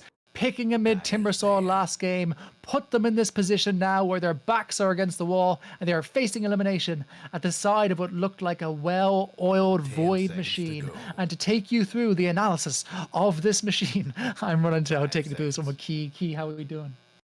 We're doing pretty good now. Hopefully, we'll see a bit more of an even Radiant's game for ban. this game 3. And we're not going to see a Dyer's stomp like last ban. game, but hopefully Kobold will have learned a little bit from the last drafting phase and go back to something maybe a bit more safe for this draft.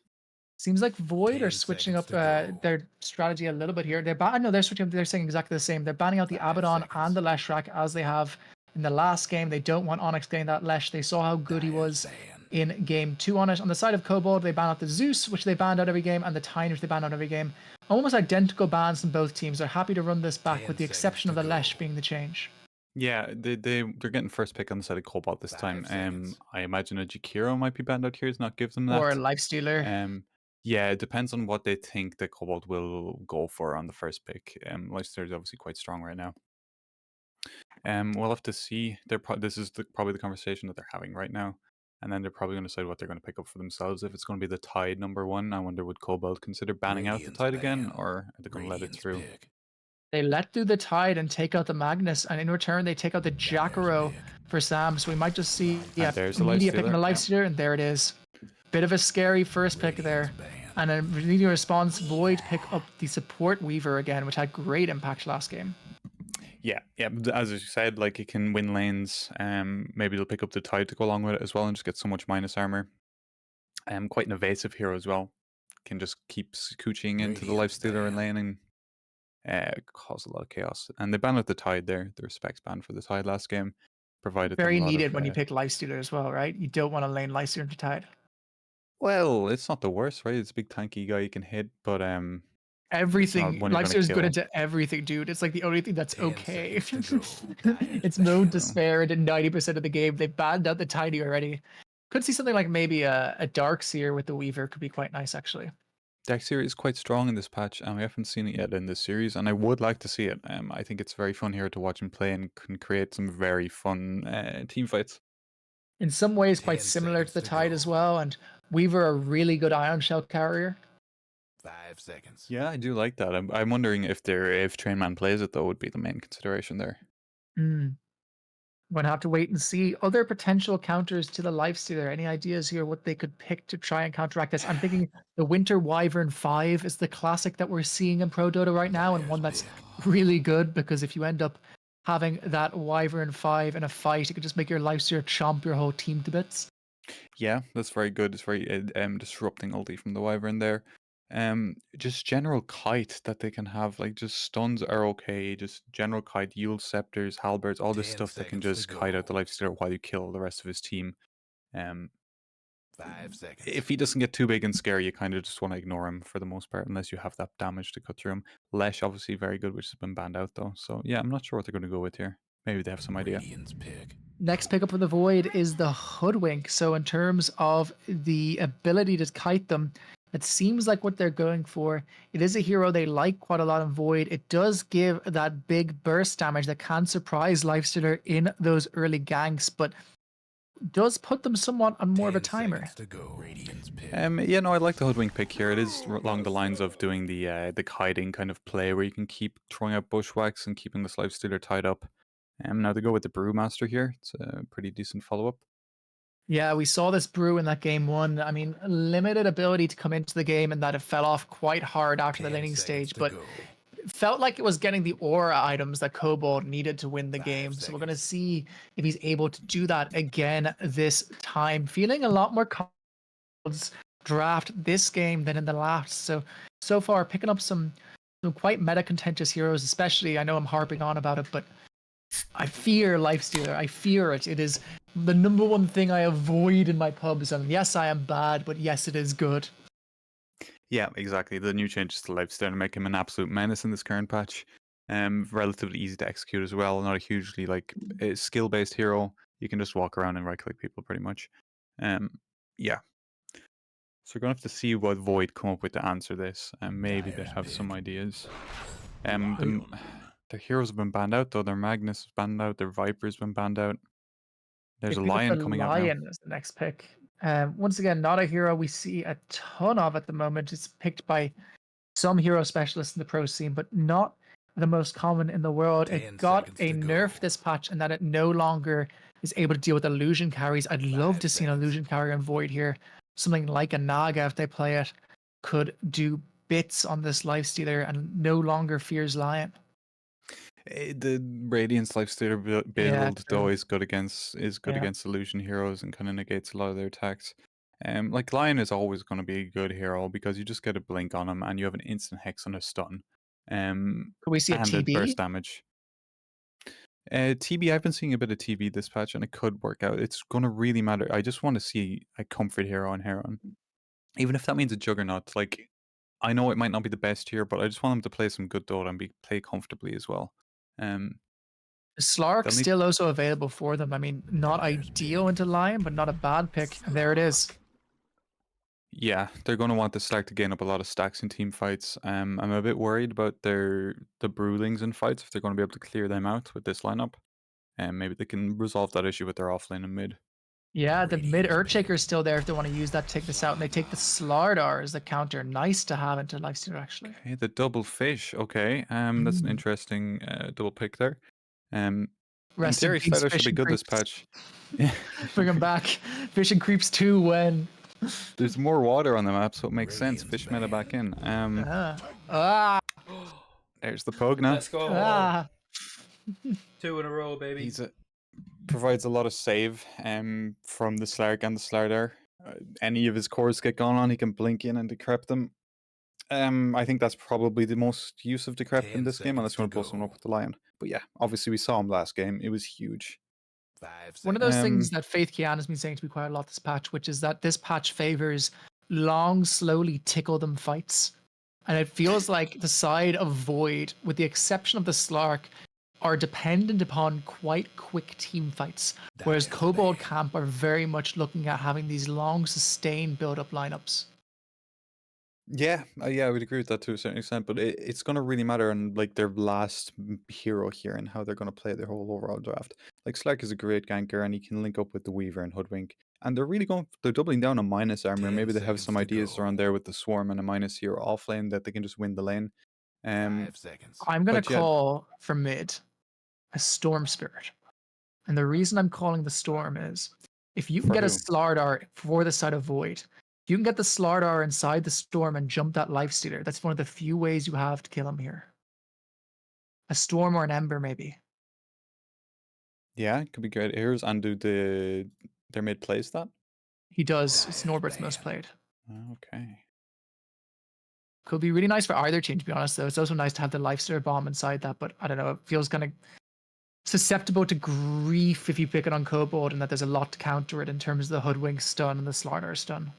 I feel like Storm is just a really solid pick here for Void if they can get 10 it. seconds to go. Yeah, and it provides that burst through decrep as well, right? So like decrep 5 suddenly becomes seconds. not that big of a defensive spell because suddenly you're amping a mid's magic damage, and Storm definitely fills that gap. And they're running out the Huskar cheese here on the side of Void. They're aware that it's Onyx, it's in Onyx's back pocket there, Mhm. and they're trying to ban out some magic damage mids here on the side of Kobold. So yeah, definitely Storm. We could see a Storm picked up. They don't have a Radiant's ban. huge amount of lockdown inside of the Radiant's Lion pick. for a And Storm, there's the so it Storm could be ban, okay. unfortunately. There it is. So Yeah, yeah, they okay. spotted the same thing we did. Ember's still in the pool for both teams. Could be something that either could favor here, actually. Yeah, Ember is pretty decent. He's not a good target for Lifestealer to just be able to hit and regen off. In fact, that's not necessarily 10 Slider. seconds to Slider's the only go. one that he can really gain a lot of HP off. And it's not necessarily a hero 5 you want to be in seconds. melee range with because you're just going to get stunned. So Um, what are we thinking for the side of Kobold then? They're looking for some kind of nuking playmaking mid. Like they've gotten rid of the pucks, so what's left? yeah, I'm unsure right now. They definitely want some playmaking, some initiation would be nice to go along with the brew. Not Angolier quite potentially? sure. Pangolier could be good to jump in. And we could see something a bit unique here. It's a weird pick, but I honestly wouldn't mind. Even an AA mid for Void is crazy, but like Oh my it's really God. good against a Lifestealer. I mean, it'd be hype as fuck, but I don't know if you do that when you're facing elimination. That's exactly when you pull out the silly plays. I know, yeah, they definitely want to play it more safe than that. But The pickup is then there's a Necro. Necro. Okay. Oh, dude, I don't know. Your call is becoming more and more interesting to me after that pick. Yeah, this Necro is definitely a hero you don't want to snowball. You kind of want to stop him. So The they're AA going to mid is really need some ginormous. source. They're going to need some source of magic damage, 10 at seconds least. to go. AA could be very interesting for them. It genuinely 5 could be seconds. here. I don't think they're going to do it, but if they did, it'd be incredibly exciting. Yeah, I have seen a little bit this patch. He's quite good in the current meta. I think that's mostly because a lot of the tanky cores that exist in the meta right now. Well, see, they've 20 seconds left here. They don't have a whole lot of time. Death Prophet's still in the pool. Could be something really nice for Void as well. They end up picking the Sniper. sniper. That's a team. Ooh, Time to pick some of these folks. that Okay. feels tough. Well, they don't have a whole lot of jump to get onto the sniper. They have a Lion Blink, but then who else follows? They have a Bruling that can jump in the backline, sure. But if you can keep this sniper back far enough, it could work out okay for them. And of course, he's going to get the scatter shot for a little bit of magic damage. One Well, not hero little I bit, actually it's do actually consider that crazy. would be nice. The Earthshaker mid here could have actually been pretty damn good. It's a shame they don't pull that one out. But in the end of this, we do get a sniper mid. It'd be interesting if Norbert can pull it off. Based on this draft alone, who you calling this one for, Key? I think Kobold have the better draft, I think. If they can get on top of the sniper. But I think Void might just stay. I'm gonna go with Void. Based off the fact that I think the Slar can get big off the Lifestealer if he can get his BKB, get his items. If they can protect this sniper enough, I think he can really pop off and just lay in a load of shrapnel. And just sit back. So I think I'm gonna go with Void for this one. Yeah, I think I am probably gonna lean towards Kobold here because it just feels like they're putting so much into the sniper basket. Like I recognize what you're saying, but where is the team fight coming for the side of the Void here? It feels like the Brew can just have such disruptive ability, and there's no way to stop him at this point, especially if that Necro gets a good start. It's going to come down on a lot to this mid lane, so we're going to see if they are able to pull this one out of the bag. A reminder, this is game 3 of the series between Kobold Camp and the Void Division 2 IDSL Season 4. The loser of this game going home, the winner of this game facing off against Creep Enjoyers in the semifinals. Can we get some hype in the chat? Run and Tell taking you through this one with Key and Big Man Malou on the cam as always. Let's see how this one goes. Yep. Hopefully it'll be a bit more of an even game compared to the last game, and we get a good game of Dota. That's all everyone wants. It seems like there's some lines being drawn Indeed it by the does. Pug now. They're moving in through this bottom area. They have the 5 heroes all laid up. Their level 1 ability, decent enough on the back of this Lion, but I would definitely fear the Voids a fair bit more, considering you have the Sniper, the Hoodwink, you have the Weaver, Shikuchis. It feels like a difficult go if they're not all there. Sam drops down the heart for Dora, Dora the dog, which is Sam's very cute and very noisy pup. All 5 of them kind of gathering in this bottom lane. Potentially could give up 3 runes here if they're not careful. Gonna have to start making moves onto the map at some point. Here's Warrior 15 recognizes seconds this. here. They have 15 seconds to move up towards this rune. They have Train Man and Weaver ready. Are they going to try to contest this rune?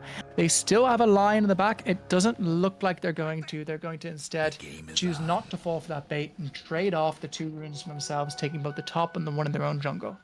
Yeah, Void definitely really prioritizing just getting a stable start to the game here. They don't want any chaos, they don't want any risky business. They just want to get into the lanes and just get hidden creeps.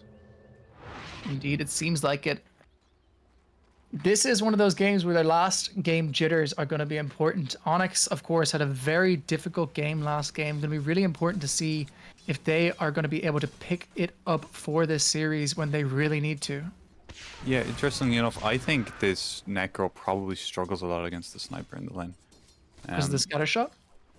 Scatter shot and just general last hitting Sniper is quite a good CSer. He's fast attacking, it's a decent amount of damage. We'll have to see how it plays out over time. So far, Sniper only with 1 CS, but yeah, he's already almost out of resources on the Necro after just a couple waves. So Norbert definitely putting the pressure on here with those shrapnel charges. Yeah, and we're gonna have this Pugna Brew offlane, which I think could be a very tough lane for the Slark actually, considering how well this Pugna played last game. Yeah, Sam on this Pugna is an absolute monster. Sniper's starting to pull into his own 5-1, but it looks like Necro's probably going to have 5 after this wave anyway. Von Talon and Flipper on their two, what seem like their two signature heroes so far. Bingus going to find it quite difficult to trade into them with the Hoodwink in this lane. I feel like it doesn't necessarily do enough to stop this Pugna. Yeah, well, maybe a couple of well-placed bushwhacks into a Slark Pounce could take out this Pugna, but yeah, it's going to come down to the skill shots really in this lane. Indeed it is. Does give them a lot of kill opportunity later though with that ultimate, so when they start getting a few levels built up, it could become a little bit more difficult for the side of Kobold camp. Heron though holding strong, hoping to get this last hit, manages to pull it out there in the end, so very, very nice for him. Just about out damaging this Brewmaster, the Heron of course, one of the most high skill players in this bracket, and showing it here on the Slark, managing to keep parity so far. Yeah, if they can hold out for a few levels, I think they can hopefully look to start pressuring the opposition here in this top lane. The Slark can actually start jumping in on people, but for right now, he really needs to be careful and sit back and try and get some CS.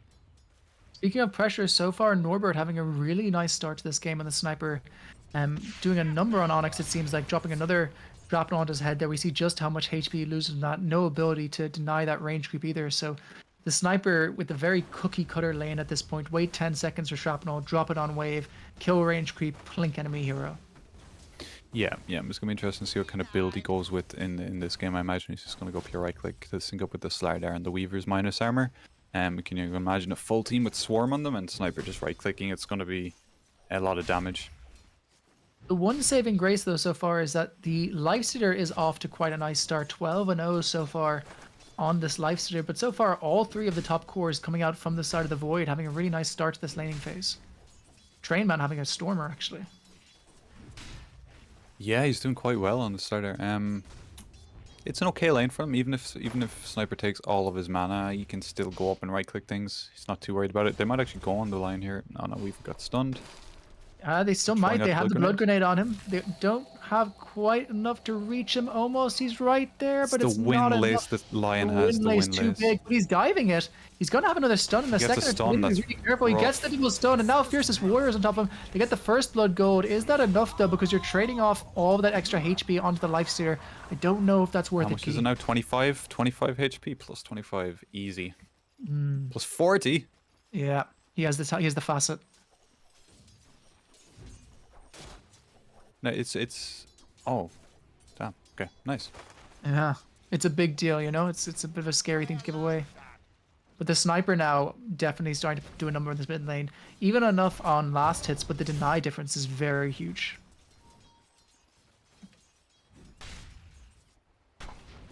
You want to look at this top lane. Flipper could be in some trouble here. Bingus making a go on him, but he gets baited out by that big use of the little tiny Lotus, and in return Flipper gets a double kill on this top lane. A huge couple kills coming out for the side of the Kobold camp, and particularly into the back pocket of Van Talon. Bottom lane they do manage to dive this Lion, but that doesn't feel like it's worth it compared to what they just got in this top lane. No, huge out there from Flipper, and we're imagining we saw that in the last game. He's just so good on this hero, on this Pugna hero. It's really paying off for them, this pick.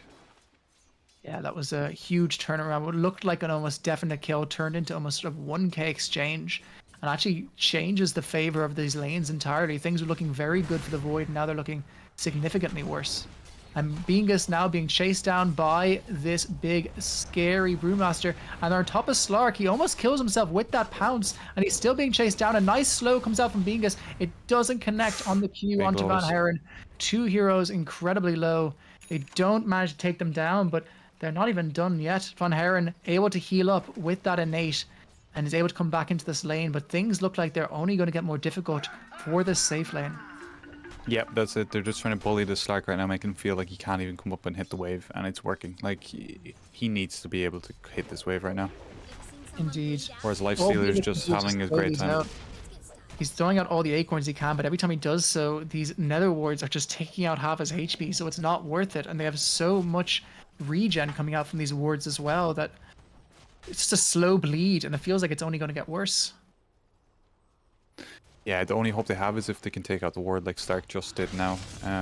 Looks like a Another fight one up up in in 15 Lotus. seconds. Nice steal there by the Lion. Could potentially lead into a kill here on Steven, who is now out of mana entirely. Right-clicking onto 7 stick Playsart. charges. Playsart in some trouble. 7 stick charges available for him if he wants to go for him, but he instead chooses to walk away from that one. Heron, meanwhile, forced to duck and dive, keeping himself alive quite impressively, but not able to do much more than that. But who is able to do more than that is this Lifestealer, who's now kill trained, man. A really, really big kill. Another 40 HP onto this Lifestealer. Steven now being hit up. Meanwhile, top lane, Flipper is able to take out that Beingus on that Hoodwink. Steven is able to kite out a bit, so he does survive, but things looking very difficult for Void so far. Yeah, exactly. Like, it is just coming down to the Slark cannot lane right now. He cannot hit creeps. He's sitting under his tower, hoping that Kobold will let the creeps come under his tower so he can hit them.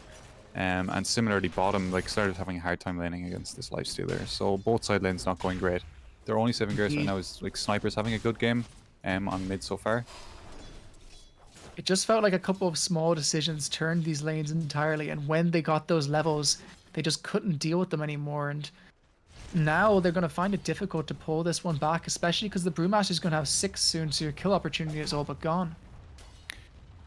Exactly, yeah, and what does Slark do? Slark has to go jungle, and he doesn't have an innate farming mechanic to recover. He almost goes down there as well. Indeed, these pops from these nether wards are really, really strong. They are killing the line again. They have the follow-up coming in Sniper from rotated. the Sniper. Sniper could try kill Fiercest Warrior here. They have the bash. Turbo TP's coming in, though. They have an infest. They do, but it's not fast enough. Onyx doesn't stand next to his core, so he's able to get away. Onyx has no mana as well. This could be an issue. Getting plinked down. Flipper doing what they can to try and keep their team alive. It looks like Flipper's also going to go down to this one, but hang on, look at all that regen.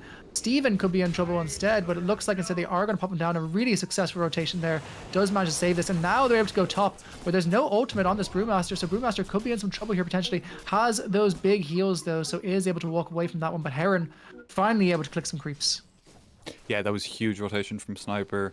Brought the Pugna bottom as well, so that in turn gives Slark some freedom up top, so he's getting some creeps in, which really desperately need it right now.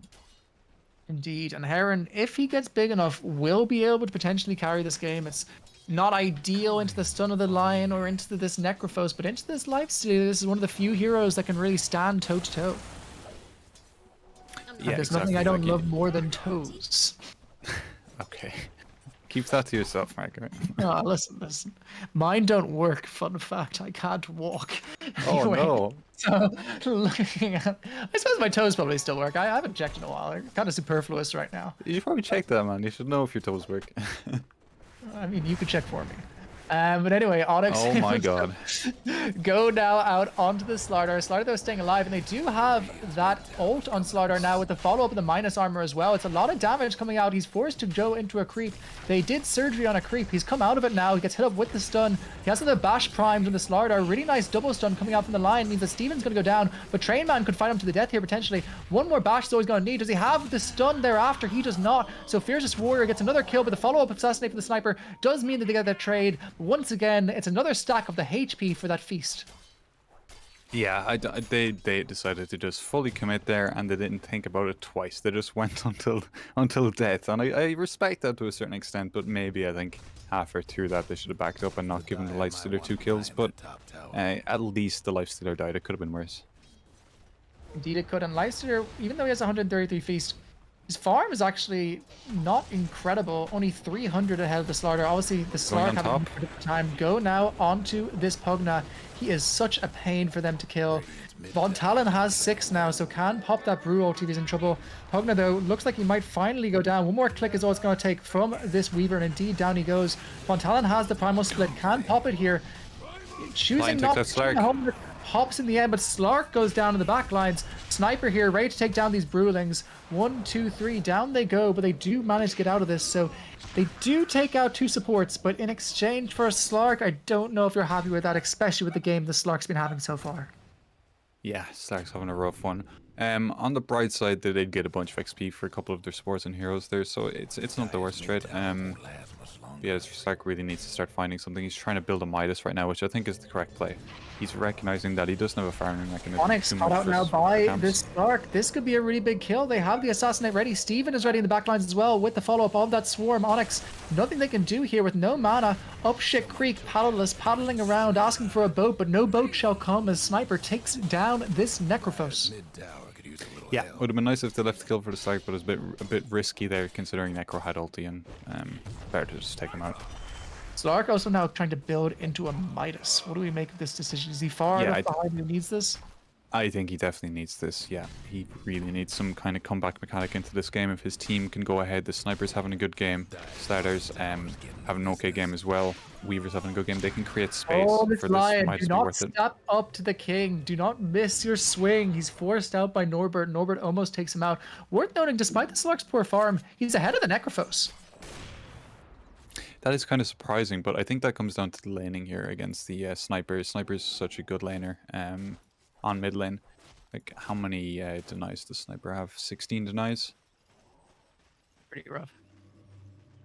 17 denies on the Sniper. Pretty rough. But so far still, you know, pretty even all things considered. But the later this goes, I'm kind of favoring the Void. It feels like the Necro needs to start having a much larger impact quite soon if they're to win this one. But they do still have the looming specter of that scary Lifestealer with all of that feast damage already. Yeah, that's kind of what they're planning on here. They're just hoping that this meta pick Lifestealer can carry the game for them. Go now out on Trainman. Trainman looking extremely dead on this Slardar, doing everything they can. They do manage to get the stun coming out from this little tiny hoodwink. Trainman surviving on a minimal HP. Does manage to get out, it seems like, and manages to swim away in his natural river. No, he won't, because Flipperdolphin is here, but it doesn't connect. It's just off, and instead now it looks like it might be a go into Beangus. They say, okay, we didn't get our first target, we'll get the second. In comes the big scary Sniper. Those Snipers here to finish them off. They do manage to take him out. Von Talon now does still have Primal Split, pops it to go aggressively on Norbert, and then says, okay, maybe not. Maybe that's a bridge too far. Yeah. He's getting out with that. Yeah, that's why you don't fight fish in their natural environment. So they're able to swim out of that one with ease. Well, not with ease, it was very close, but I don't think any other hero other than a Starter survives there, which is interesting because there's more water on the map now, so he's making use of it. Have you ever tried to fight a fish in its own natural environment, IRL? I don't feel like that would go well. No, I wouldn't. I would never be silly enough to try such a thing, you know? The hubris of man to think they could fight fish within their domain, you know? It's something you simply shouldn't do. But in any actuality, Trainman building in towards that Echo Saber now. He's having a much nicer game than he had in Game 1. I think that's the differencing factor between that Game 1 and the other two series we've seen, is that when you give Trainman the space to do well, he is quite a threat to be reckoned with. I remember when we played these guys, they played the Axe on him. We drafted the Clockwork specifically to make sure he couldn't jump for the entire second half of the game. And it seems like they haven't recognized this. Pause now comes out from Heron on Slark. Steven says, please no. Please no. Weaver's looking to steal this Wisdom. I don't think he's going to get away with it. Brewmaster's in the area, but... He does have a finished up big vessel, though. Like, he might have enough damage to just chop down this guy. He's a higher level than he is. And he has no ulti on Brew. Yeah, Brew might, but the Pugnet is close by. Yeah, Pugnet's coming in. So we'll have to see how it plays out. Weaver might just turn tail. I was trying to think what Slider's goal is in this game. What's he going to be doing later in the fights? Like, he can go on a Necro, but the Necro can go Scepter. Pugnet can decrep. Brewmaster can ulti. It's a difficult game for... Yeah, he can try and lock down the Lifestealer and just keep him locked down in melee range. And here, the Weaver's trying to fight for this Wisdom and decides to back out, Forces a 3-man rotation, though. Not bad. Like, when Talon almost dies there. Ion caught out, though, by this Lion. Doesn't quite connect there, so he is able to get out. And he also takes that Lotus as well, so quite a nice take there for Steven. The Lifestealer really shooting into the lead now in terms of net worth. 800 gold ahead of the Sniper now. But the Slark catching up is the one nice thing. Yeah, he does have his Midas online now. He can start getting some items, but it just means that they're probably just going to be looking to farm for the next 10-15 minutes on Void. Try and get the Slark up and going. That way. The Brewmaster not choosing to go for the build of the Radiance this game, going instead into his own vessel that he's just finished up. Yeah, probably because... I was going to say probably because the Lifestealer wants to get Radiance, but also Lifestealer is queuing up a Desolator, so I wonder if they're communicating that And if they are, what is the communication that they don't want a Radiance this game? Feels like a good game for it. You know, you got a sniper, you got a weaver. Dire's top tower. Yeah, I think it's probably. Oh, out goes the finger of death, but the stun doesn't connect. Steven on this weaver has been an absolute menace. Yeah, just baited out another massive cooldown there from Kobold, 130 seconds-ish, 140-second cooldown for Finger to come back online, so that's more time and space for Stark to farm. Indeed, they do drop an ult onto Bingus here, so Bingus extremely dead. Not much he can do here, and that is a charge onto the vessel as well, which is a nice thing to pick up. Can they get the follow-up here, though? He is quite isolated. Only plays art there to help him, but it doesn't seem like they're willing to go into this territory, perhaps feeling like they're further behind than they are. Yeah, it is very much Stark's probably making the call, I'm not doing anything for the next, like, 5-10 minutes, guys, like, chill. Like, unless you're comfortable enough to take it as 4, then don't go for it. See, Slardar's still waiting on his second item as well. He's trying to get his Echo Saber. And after that, he's probably really going to want to blink before he starts going, so we're kind of in for a bit of a... I think Void want to avoid fighting here now for a bit. Yeah, it's interesting to see that Lifestealer going for that Deso build-up. I don't know if I agree with it. I think that it doesn't accelerate the farm in the same way that the Radiance build-up does. That's it. He's been given so much space. Like, he could be very well on his way to a Radiance right now. I guess he's just looking to do some damage, right-click damage, get through the armor of the Starter and Slark and just hit them. But, yeah, I don't know. Maybe there was a miscommunication between him and Brew, and just why. Lion in some trouble here, caught up by the big scary sniper, and now Von Talon forced to run away on this Brewmaster. He does not have his ultimate right now, so could easily be chopped down. Trainman's with him as well. Has the connection stun. Von Talon looking to go down very quickly here, and Norbert gets the kill. That's a lot of gold going into the back pocket of the sniper. Yep, that was a really nice play from Void to make some a good fight happen there, especially when the Slark is farming. It's great for them. This minus armor coming out with the sniper right click is really doing a lot of work. Indeed, and Steven able to TP between the lanes and keep all of the towers alive, with the exception of that keep that mid tower alive, has been quite impressive as well. Just being able to spam out that Chikuchi in a way that other supports just can't. Into Flipper. Filling up his Orchid again, so that's going to be great for killing the likes of the Pugna or stopping a Brew ulti. Brew's not getting any cancel for this Orchid anytime soon. Even just for the Lifestealer, stopping his ability to infest or rage could be absolutely ginormous. Poor Plowsart. Plowsart has tried so much to get him here, but just hasn't been able to do so. It was the Necro who got the Radiance, sorry. It was that was the conversation. Yeah. There's 3 Radiance heroes in the one team, and Necro picked it up. Yeah. I mean, I still would have liked it on the Lifestealer just for the farming aspect of it, because Necro can still kind of farm without a Radiance, and like, but just speeds up the farm a lot on the Lifestealer. But it's okay. Looks like they might go again onto this top lane, onto this Brewmaster. Could be in some trouble here potentially. They have the Weaver coming in from the left side. They also have the Hoodwink coming in as well. Sounds like they say Van Talon very fast, able to get out of these quite easily. Has the Primal split this time, so the fight looks a little bit different. Right-clicking him on the Weaver, doing what he can, but this feels like a little bit too aggressive. Does he have the Ultimate Weaver? He does. Oh, baited the ward, yeah. And they dropped the ward and the dust. 160 gold worth of economic damage coming out right there. You can tell what their plan is. Like, they're just like sending the Weaver to bait some stuff out. We're just going to be nearby in case something breaks out and you get caught out. But ultimately, what we want is you to just bait and make space. Yeah, and Heron using the space to maximum efficiency here. He's still considerably behind the Lifestealer, but with that Iron Talon, they got him. He finally flew too close to the sun. We need to stop singing his praises, and that's actually a lot of gold going into Van Talon. Yeah, they were waiting for that. There's 2 supports sitting behind the Brewmaster. He'd done that 3 or 4 times, just tried to make chaos, and they were ready for him that time. Indeed, and the Slark, as I was saying, they're starting to catch up with the Sniper, but still considerably behind the Lifestealer, which may become a little bit of an issue going forward. Lifestealer, though, without the access to that Radiance, is less of a threat to that Slark than he would be. He's now building into that S&Y, try and keep himself alive in these fights, but the items he has do rely upon him right-clicking, which he won't be able to do once that Slark is in that Shadow Realm. Yeah, and on top of the Depth Shroud that he gets from his shard, which he can put teammates in as well, so definitely not the nicest thing for a Lifestealer. He just wants to be able to hit whoever, but there is a Slardar that he will be able to hit, most likely. But the tricky thing with a Slardar is he's also stunning you every 4 hits. Indeed, he'll hit you right back, and he has that Echo Saber finish. He's closing in the Blink Dagger on Slardar. It feels like that could be a timing that they're willing to fight off potentially here. They're after infesting the Lion here with Blink. They're probably going to smoke and try and do something from mid here.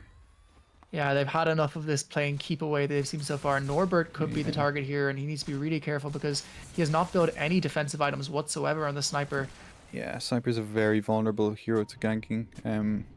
Oh, they're going on Slark top maybe. Oh, but they break the smoke to take out the wards, so they're all good. Oh, I don't know if that was the right play. They could have caught something there, but okay. Unfortunate. For Kobold, they kind of really would have liked to get something out of it there, but what they did was they took out some of the warding in the dire jungle here and made less safe space for the Slark and Sniper to farm, which is productive for them to be doing. Indeed, Steven managing to clear out this ward, but does show that he's placed his own in the meantime. Steals that little bounty ward away from Onyx. The Lion is here. They could try and make a go here. They use the shard on the Necro, but is not able to catch up with that Weaver in time. So Steven just being an absolute nuisance as per usual. Radiant's mid towers getting banged up. Feels like they're a little bit more confined in terms of where they can farm right now, though. The Necro farming his entire jungle, whereas the brick wall, hang on, bottom lane, looks like Steven's in trouble. He gets chopped down by Fiercest Warrior. That's another kill onto him. Yeah. More Fingers HP. that used. A little scary.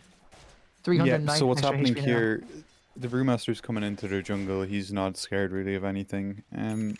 Unless they put a full 5-man here, and also they're kicking them out of their jungle. You saw the Weaver come in and try and ward their jungle to try and get some space. That was also denied. Jumping onto Trying the to dive Sniper, the he Sniper does have here. the charge, which is really nice for him, and now they have the follow-up with Heron. He uses the ult, he's forced to walk away, and now they have the ult onto Sniper, and Sniper goes down, and Bingus looks like he's going to go down immediately thereafter, and down he goes. Double kill for Onyx. Onyx catapults himself Oh, Slardar's to the top coming of in. this, and now Slardar is trying to come into this fight after it's already lost, meaning Train Man is now in a lot of trouble getting hit up with those right clicks. One stun coming off from the Brewling's always going to need. Triple kill for Onyx. Onyx has gone from 4th to 2nd on this net worth chart very quickly. Things going from bad to worse for the Void. Yeah, that was just a very messy fight. Their Sniper got dove. Stark TP'd in with no mana, no HP. Decided to ulti and start hitting things. It was just a very not prepared fight. They weren't ready to fight there. They maybe should have just decided to not fight. Indeed, now it sets up this rather scary death ball. You have to remember that although Slardar has 9.7k, 2.55 has wrapped up in a Midas. So he basically has 7k effective net worth right now. Yeah, exactly. And it's going to take more time for that to pay off. Like, at least another 5 minutes, but this Necro is becoming more of an issue for them. He's going to have a Shivas relatively soon. And, yeah, the Weavers really needed to take down the Necro, and they really should have waited for him. They need the Vessel, they need the Orchid once he has it and stuff like that. So.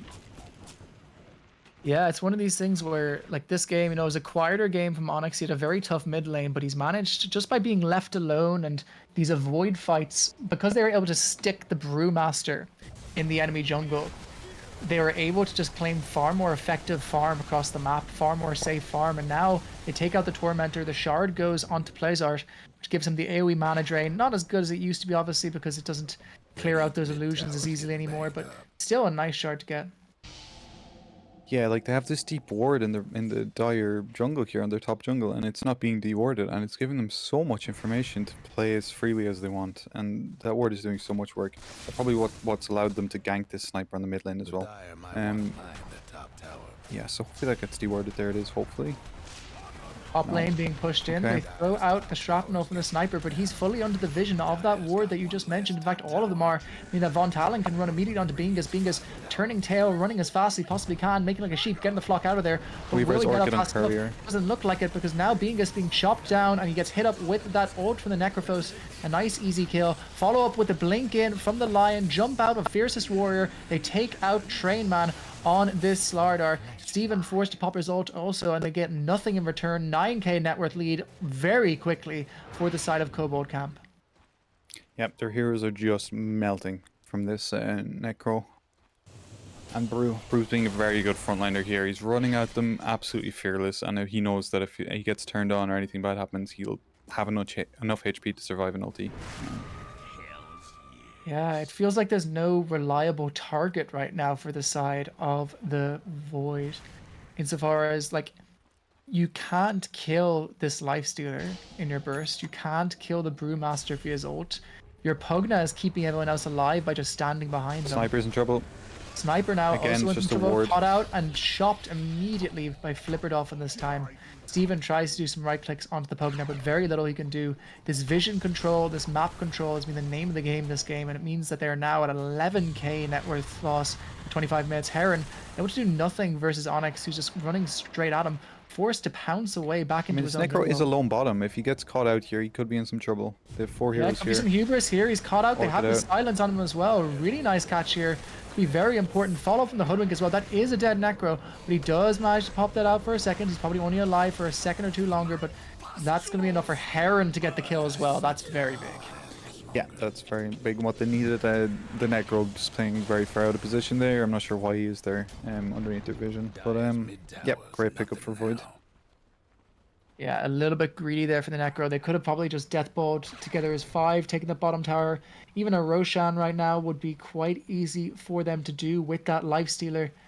Yeah, exactly. And, like, that's the thing. If they stay together, it doesn't matter what they do as long as they stay together and do it.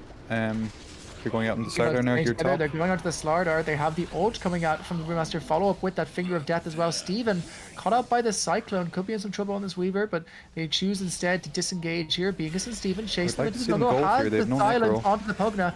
Pugna is gone. Very nice play there. They're now following it It was on good. onto Von Oh. Talon. Could try and make a go onto this Brewmaster. They don't quite connect with their spells. Neither are able to get out of that one. Heron goes onto one of the illusions, but now Fiercest Warrior is here. He jumps into the Lion. The Lion is able to get out of this, maybe. A nice double stun means that he is able to get his Lifestealer out of dodge, and Von Talon's able to walk away on this big, scary Brewmaster. Yeah, I mean, I really wish they would put a sentry on this high ground. Hoodwink's sitting there with 3 sentries. Go on, do it. Do it, buddy. Take it out. Take it out. Oh, no. The vision is There he just goes. good. It's getting bit. Hey, nice. 200 Now gold. they can get a bit of space. Yeah, it was a little bit scary there for Kobold. If they'd gone on from the full force of Void there when they were only 4 without the Necro, maybe. But they just didn't quite connect. They just managed to just slip out of it. And they're probably happy with that. Indeed they do. So far, still a 10k net worth lead, but stemming the bleeding somewhat and getting the farm onto the hero who needs it, being this Slark. Still a lot more he's going to need before he can really start carrying this game. I mean, I'm thinking something like a Nullifier could be necessary this game, if not something like a Bloodthorn. Yeah, to he deal with 100% needs Onyx. a Nullifier, and I would hope Yeah. it's his next item. But he also needs a lot of things. But someone on their team needs to get a Nullifier in the next Looks like like a 10 Weaver minutes, is. hopefully. Yes, Weaver, good man yourself. He realizes as a position force should, hey, we really need this item, but my cores need other items, so I'll buy it, even though my hero doesn't normally buy it. So yeah, I'd say he's Nullifier. delighted about that. He's like, yeah, I don't mind at all, baby. I'll play semi-core. Nullifier is what the team needs. He recognizes that and he's getting it. It's going to be a little bit until he gets it though, but he's on the path. Yeah. Indeed. and The Weaver's path pretty is decent long farmer. and filled with thorns, but there is some signs of life. Speaking of invading life, here. here's one that's about to be ended, and it's Bingus is. He's under vision. He's caught out, hit up with that Hex. That is a dead Hoodwink. Bye-bye. Yep, you're happy that that's your Hoodwink and not your Snark anyways. Depends on what they do off the back of this kill. Are they going to go and try Roche with this, or what? I would like to see Void right now smoke and go on this Necro that they're seeing in lane. They should recognize that he's alone, Indeed, they know there's a Roche fight happening. and they're starting Roche There's right now. DVD on the Lifestealer, so they know that they can't fight Yeah. him. Could they take a 5v4 in the Roche pit? Is that a possibility? No, he's For TPing in on sure Onyx. it is a possibility, but they're nowhere near. They don't want to. Yeah. They don't connect on that gank there, unfortunately, which means that this Roche very comfortably going into the back pocket of the side of the Kobold camp. They're picking it up. Fiercest Warrior going to take this one. Yeah, that's perfectly fine. They can start maybe pressuring high ground or thinking about it, although their high ground is pretty scary against the sniper and stuff like that. So, yeah, it's all going to come down to how this push goes. Sniper's scary, but his farm has fallen off quite considerably since last we saw him. You know, he's not the threat he was a while ago. No Mjolnir to speak of. He has the Hurricane Pike. He was forced to go for the Shard. There's a lot of small bitty items that Here's just the push Brew him back jumping into in. damage. Jump in from the Brew out into Bingus. Bingus dead almost immediately at the onset of this fight. Plinking out on Sniper for all that it's worth, but it doesn't seem to be worth a hell of a lot right now because of all this damage, especially because Pugna Flip It ward. Open drops down the Pugna ward and manages to life drain into it, which means Slark that is these just not towers are there. going to melt. They pop out the big trying to go on the fortify. Pugna. They're diving in instead onto the Sniper. The Sniper's in a lot of trouble. He's dead now. They've lost their Sniper. He won't be there for this defense. They do kill off the Lion in exchange, though, quite big. But Train Man, next one go down in this Symphony of Feed. Steven forced to use his ultimate just to get away from this one. And the towers are going down, the racks have gone down, and all they've lost is a Lion. They don't have to worry about a Sniper anymore, and they're marching in onto this top lane. This will be the last hold for the side of the Void. Their entire season lies in the waiting here. They need to get this kill on this Lifestealer, but Heron barely tickles him when he goes in here. Nothing. Yeah, he they're can not do doing enough against damage that nearly at Void all. here. They don't have the damage to kill him. They're doing a lot of right clicks, but they jump instead into the Slardar, and the Slardar is dying to the Lifestealer. Fiercest Warrior chops him down. That's his dieback. He is dead, and he's not coming back. And it feels like without him, how do you kill Fiercest Warrior? Lifestealer It is just so too good a difficult hero. right now. They're gonna need the most symphony of skills we've ever seen in our lives, especially because Onyx is pumping in that healing and those Radiance miss chances. Slark still has his ult. It's He's on the jumped in by Necro Slark. now. He's on the Necro. The Necro goes down quite quickly. A really nice kill there from Slark. He's building up a lot of stacks, but Von Talon's taking no damage whatsoever on this big, scary Brew. They try to take out the ward. It's not enough. They jump into Slark on the Lifestealer. He almost gets him as well. Luckily, just about manages to escape from that one. That's 2 lanes now gone in favor of the side of buybacks. Kobold Creep. 2 buybacks expended, including a dieback on the Slardar and a 22k net worth lead for the side of Kobold Camp, who look set to close this game out. Yeah, that was a huge push from Kobold. That's exactly what they needed. They got 4 buybacks actually total with 1 dieback. Yeah, just they couldn't be touched. It's just a matter of this Slark is way too far behind. He needs a BKB. He needs to be able to jump in and not worry about anything. He's actually going for Mage Slayer next, I think. Yeah, they're just underfarmed as a whole to be defending against this push. Feels like it's only going to go from bad and worse now with that 21k net worth lead. Lifestealer just casually floating 4k gold, deciding on that next item. Brewmaster only 700 gold away from that Aghanim Scepter. Things are going to look even more tricky in this next fight. You could even just stick this Brew on those racks and just take them with the Pugna in the back. Yeah, like there's no threat really. They're not threatening enough on the Sniper. Like Sniper needs another 10k net worth to actually be threatening these heroes right now, and he just doesn't have the items to have the damage to do so. So yeah, quite difficult here for Void.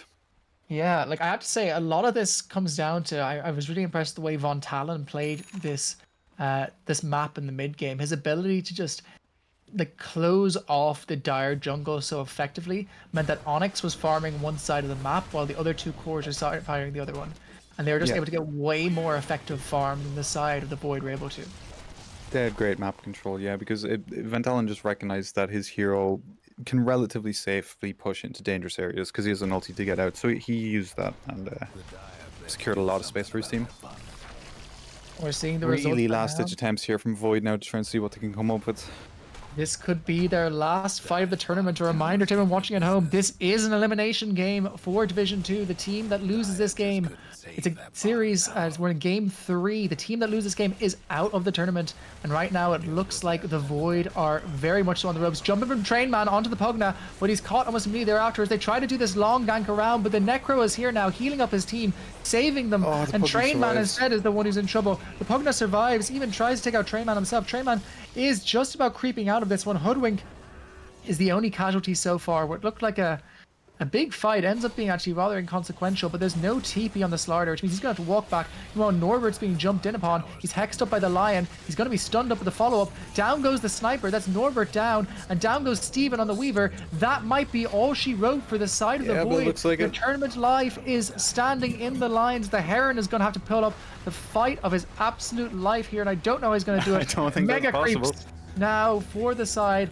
of the Kobold camp. The Heron holding himself at the side of this fight, waiting for the right go, but he's the last one left alive. He's going on Plazar, but he has the stun to stop him even within that Slark ulti. That might be all she wrote, folks, for the Star of the Void, coming into this series as the second highest MR stack within Div 2, and it looks like, sorry, third highest MR stack within Div 2, and now it looks like we're going to fall to what was on paper a lower stack. The side of Creep Enjoyers, side of Kobold Camp, GG is called. Kobold Camp win this game and will progress to play Creep Enjoyers in the semi-finals of Division 2. Yeah, well played, Kobold Camp. Great series there. Really pulled it back from game 2, and congrats to the lads. Yeah, really, really impressive stuff, folks.